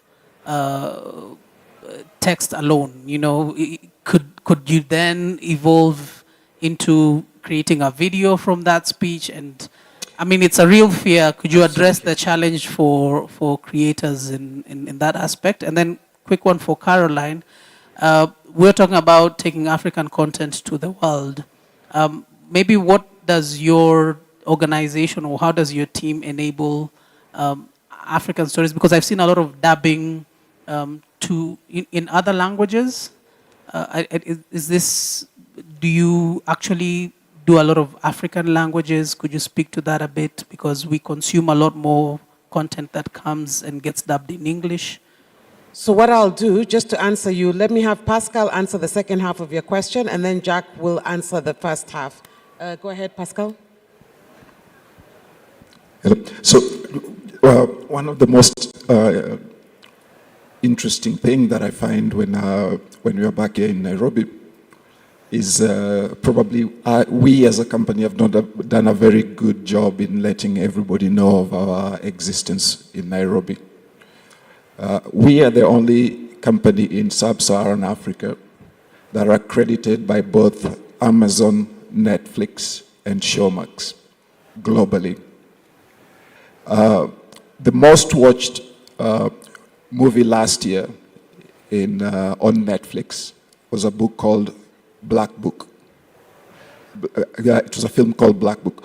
It was watched by over 400 million people within its first month of release. And it was number one in South Korea, of all the places. Through our office, we localized that title into 32 languages internationally. Tosh, who was here earlier on, before we guys came in, produced a 6-part series last year called The Volume.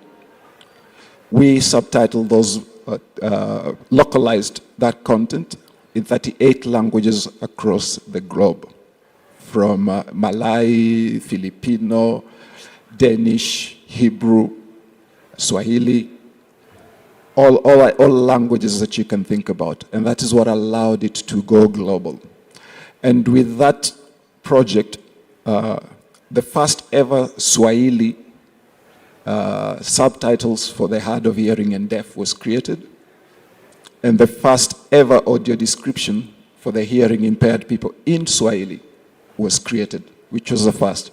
So in a nutshell, we are capable of telling our own local stories in Kikuyu, in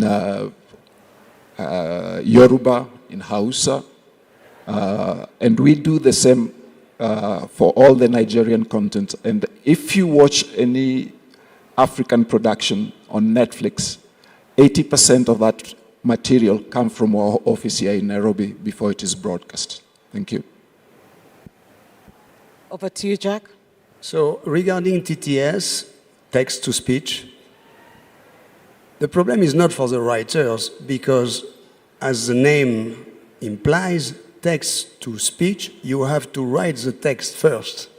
So the writer should not be worried about text-to-speech because they will always have to write something for the machine to speak it, if you want.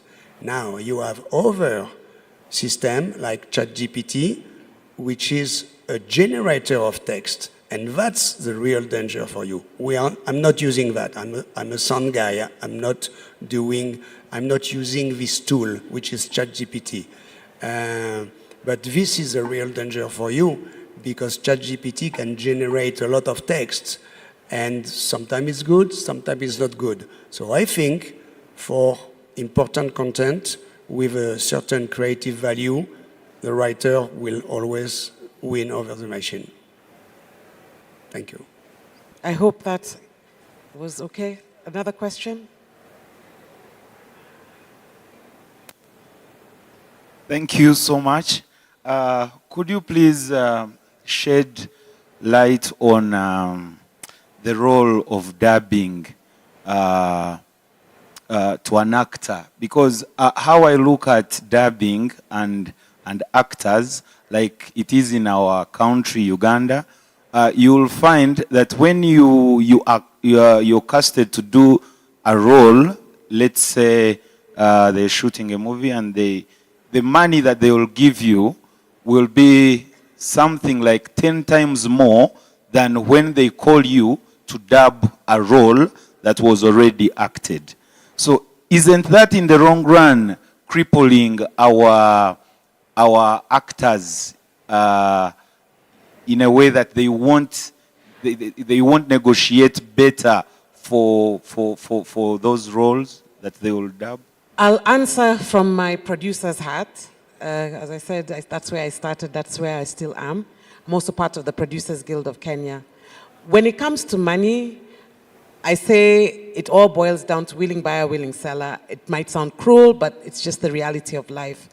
What I would encourage a lot of our East Africans is to make sure we're registering and creating guilds and associations that can create rate sheets that we can be held by.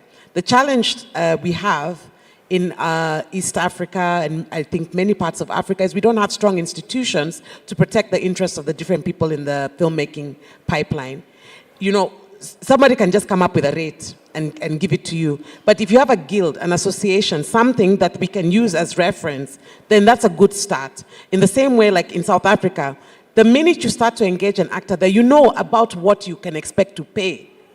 But that is not the same thing in all other parts of Africa. So I think for us as East Africans, it's up to us to get serious about this issue of rate cards. For example, this issue of AI, it's going to pass us very quickly if we're not careful.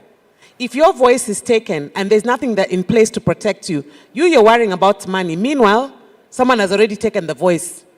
So we have a lot of work to do as the different players within the pipeline. But when it comes to money, clients generally dictate. It's willing buyer, willing seller. But can we do better? Yes. How do we do better? Institutions. And I know we get bored with that because we're creatives, but that's the reality.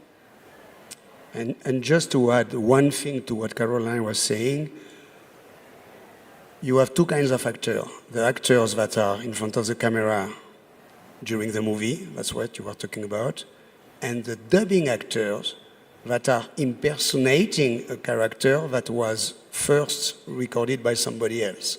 So dubbing actor is a very different job from actor, because in actor, you have the camera, they are shooting, you play, you speak, and you act at the same time. When you are a dubbing actor, you have to talk in your language and re-impersonate a character that was already recorded. So these are two very different jobs. So it's difficult to compare both.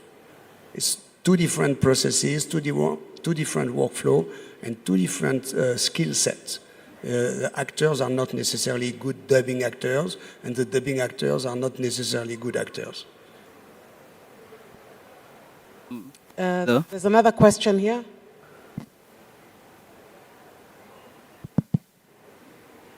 I have a question about the process itself. A lot can get lost during the process. For example, the cultural meaning or especially the meaning, because direct translation isn't really perfect translation. So I was wondering, do you work with the filmmakers so that you preserve the meaning of the cultural context of a film? How do you approach that? That's a very good question. Yes, we do work with so when we have the opportunities. At the end of the day, it also depends on the client that we work with. In instances, most of the time, films are not distributed by the producer, it's distributed by a distributor.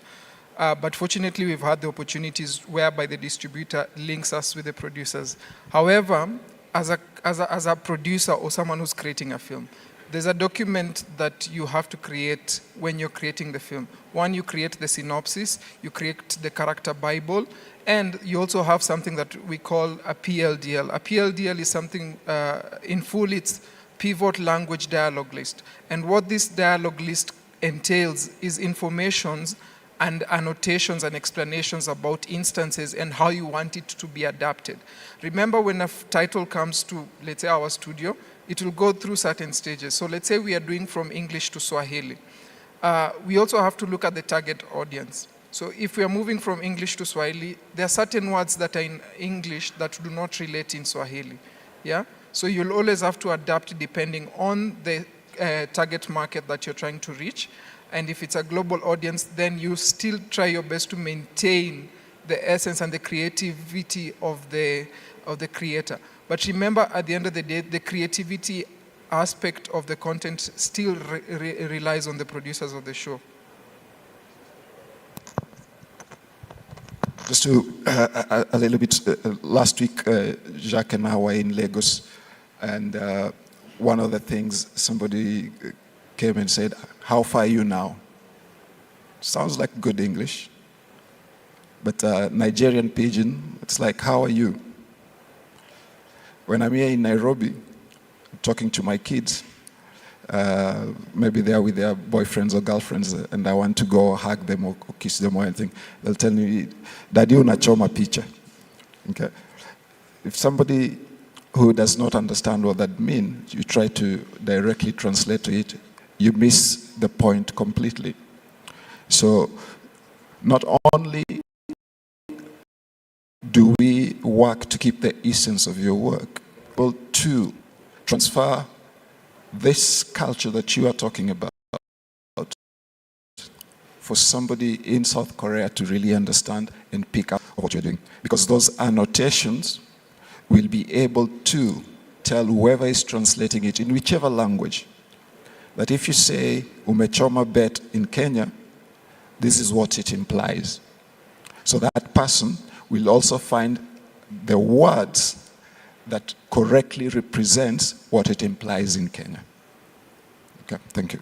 And to resume that in one sentence, we don't dub to a language, we dub to a culture. I have a question. Yes. Hi, my name is Anna. Yes. I'm an editor. And so I've found myself in the process of post-production where we've already finished a project and the producer calls me to ask me about a project we did maybe 5 years ago, yeah. And they want their assets, right? So as someone who's already finished with a project, I'm done, drive, and that's that. So is there an opportunity for transparent media to maybe do training for people in post, which pretty much says to them, this is what is required? So is it a producer problem? Is it that there's not enough training? What should happen in that case? Because I've caught myself in the same cycle a couple of times. Okay, I'll have my colleague Malcolm answer part of that question, but in general, yes, we do masterclasses.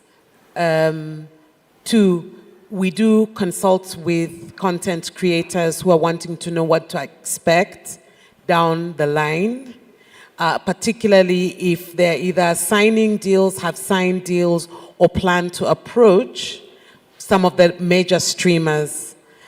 So that can be arranged, and you're most welcome to come to our booth 28 and 29. We can take your details and set something up, not just for you, but just webinars in general, where we talk about how to handle those things. Over to Malcolm very briefly. So I'd say the main challenge is that we focus on the product and forget about the workflows. For example, someone asked about the scripting and how it goes. Usually when we write our scripts, we do it in cell text, and we forget to do a transcription of the film, which will give us an ideal SRT for the film, right? So in the event that you find yourself in a situation where you didn't follow the correct workflows, for example, when you're doing the mix, your mix engineer is supposed to keep the elements separate. So they're supposed to do the mix on the side, they're supposed to give you the music and effects, they're supposed to give you the dialogue stems. If they don't do that and they just give you what we call a print master, you're stuck, but you're not completely stuck. Why? Because organizations like us, as your technical partner, we can create all of these elements from scratch, meaning we can do the PLDL creation, we can do the subtitle creation, we can do the M&E creation by doing the sound design, so you shouldn't give up because it's possible to recreate as long as you have the original assets. So in general, yes, we do master classes. We were doing some in Nigeria because our brothers and sisters, they have major issues when it comes to audio. But it turned out that there's some of their challenges. How do you even get through it? There's a generator sound everywhere, no matter what. But we still have to generate the content, and how do we do it? So yes, we do classes. And if you follow our socials, you'll see them come up, and by all means, you can always, as I said, visit our booth, give us your number. If there's another conversation to be had, fine. We already have a couple of calls booked next week to talk to some post teams who have requested that support to understand what they're about to face. Okay, my question goes to Pascal. I think every producer here will want to understand the data in terms of, okay, we are in the business of, we work with data and numbers. So are there any specific countries that you've identified, let's say a niche market for African content that needs to be localized? As you say, Black Book was localized in 32 languages and Volume in 38 languages. So are there any countries that you've identified they are hungry for African content? And in terms of this market, how do you identify this market so that every producer here, when you go create your film, you have an idea of, if I create my film, I might reach 70 countries, 80 countries with my content? That's a very question I get so often when I'm in forums like this. Fun fact, the second black population, the second largest black population after Nigeria is Brazil.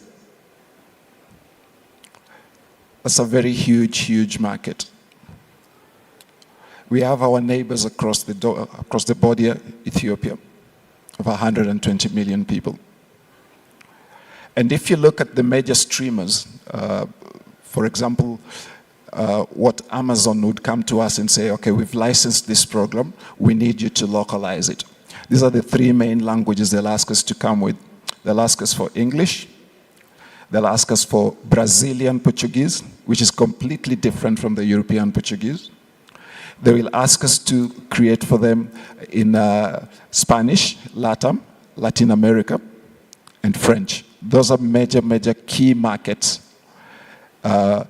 Whether you are with the streamers or not, there's this thing called YouTube, which has also allowed us to be our own broadcasters.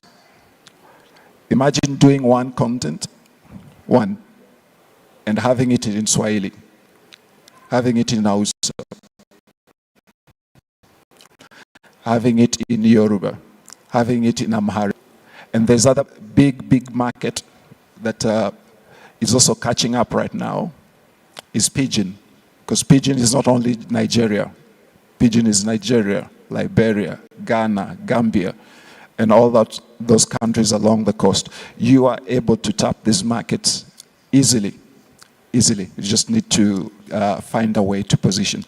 What I normally tell people is, for me, my true north, if I listen to a language and I can find a BBC station in that language, then there's a market, because they've already done the research for me. That's sort of my true north every time I'm trying to look at those markets. Yeah. I think we can take one last question if there's one, or two. We have about 10 minutes.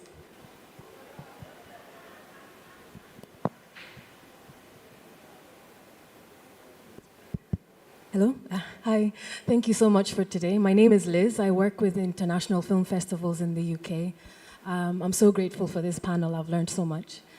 My question is around VJs.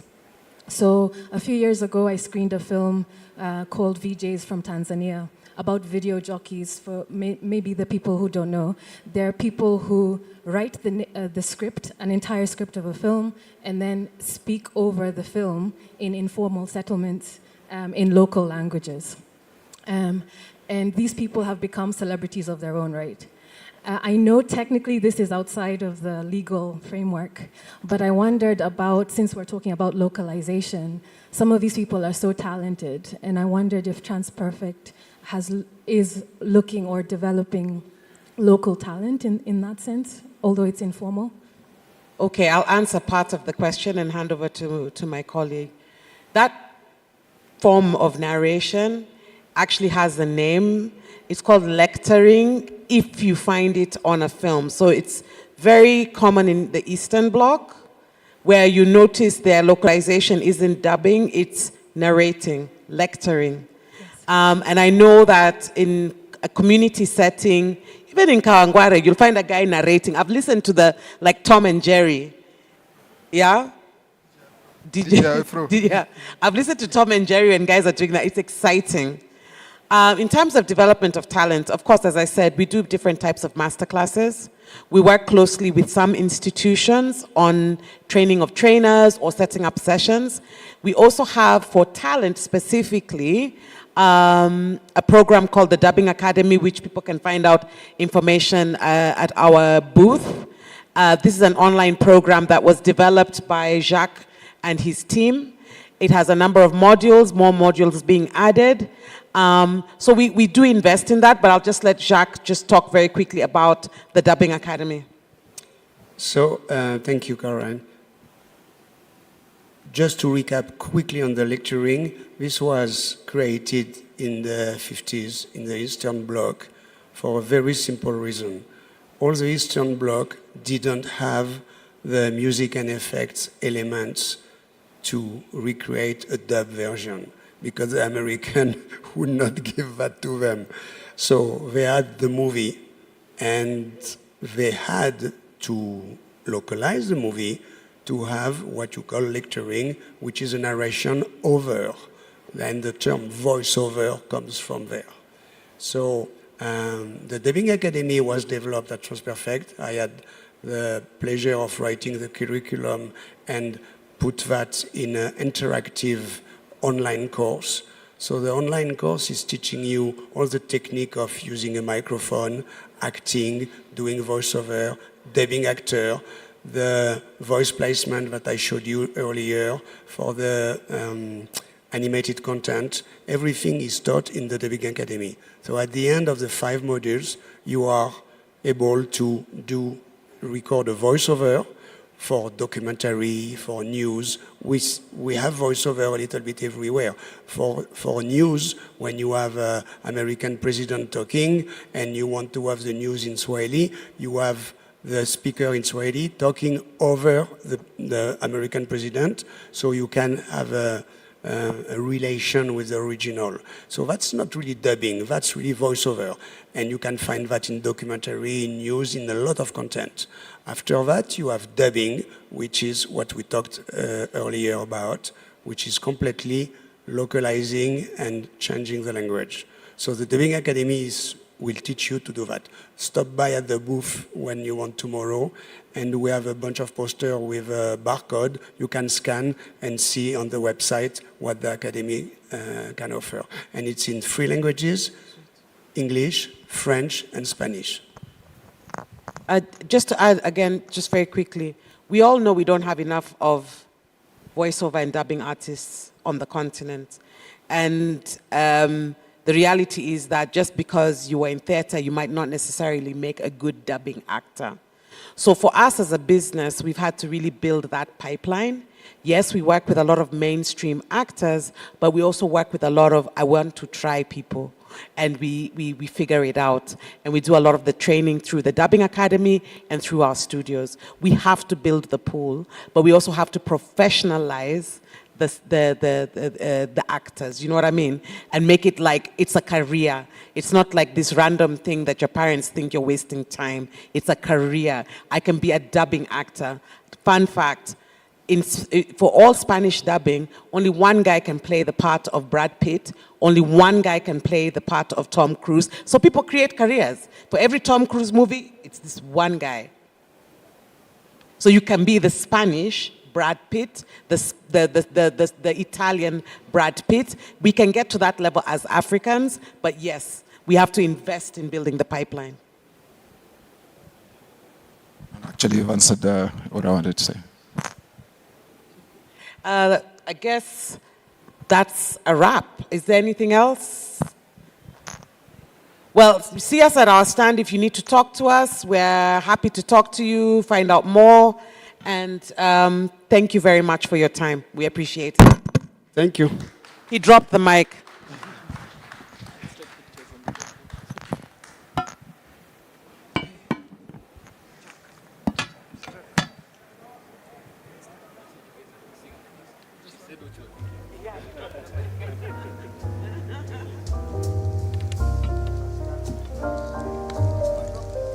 So as they take 1, 2.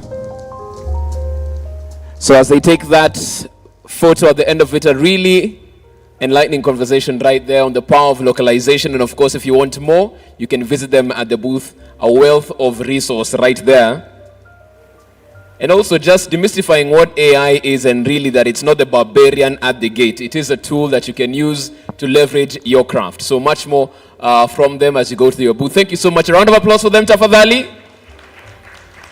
I think also the moral of the story, if you haven't watched The Fast and the Furious, lectured by DJ Afro, there's something you're missing, guys. You need to catch up on that. That brings us to the end of day 1 as far as our conversations are concerned. But like we promised you, there will be a movie that will be premiered today. It's Otis Janam, which is a story about a lazy fisherman who wins a boat racing championship and wins a hand in marriage of the wealthiest man's daughter. To find out if a good woman can save a man from his destiny, you watch Otis Janam. It is premiering today, and you can get your tickets at the registration desk as you head on for that. We come to the end of day 1. Tomorrow we start at around 10:30. Conversations around AI still, and filmmaking. What does that really mean in that particular space? Mental health as well. A lot of stress in the industry, nobody talking about it. You open that particular conversation as well, but we draw the curtains on this day 1 of the event. See you tomorrow, bright and early. God bless. Bye-bye. You can also clap for me, by the way, for day 1. Thank you. Thank you. See you tomorrow. This is the season where dreams come to life. Where glamour meets excitement. Discover new trends and opportunities in the explosive market sessions. Enjoy the most recent films at our movie screenings. Engage with your favorite industry stakeholders. Explore and experience the B2B sessions, exhibitions, conferences, and workshops. And of course, the most magical place, the KALASHA International Film and TV Awards Ceremony, where the industry's finest gather to celebrate excellence. Lifetime Achievement Award goes to the KALASHA International Film and TV Market Festival and Awards 2024 awaits you from the 27th to the 30th of March at the KICC Nairobi, Kenya, where art meets commerce. Buy your ticket at www.tikiti.co.ke. Be a part of this year's festival.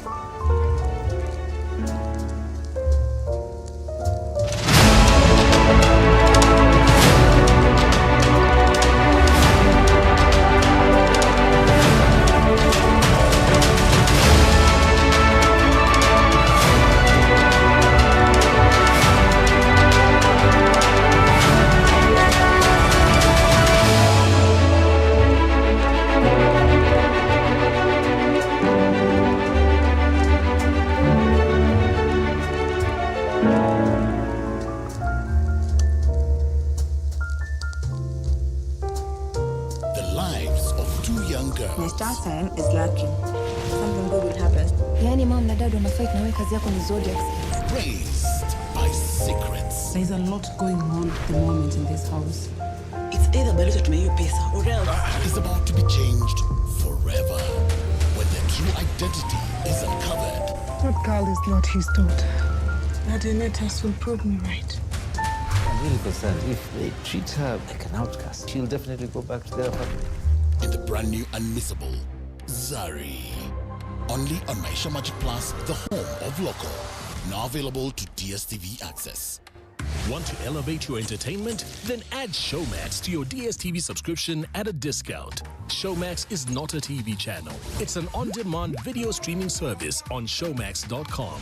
To add Showmax to your DSTV subscription, simply use the My DSTV app. Select Add Showmax. The app screen will display the discount you qualify for. Now you can enjoy exclusive shows and movies you won't find anywhere else. Add Showmax to elevate your entertainment.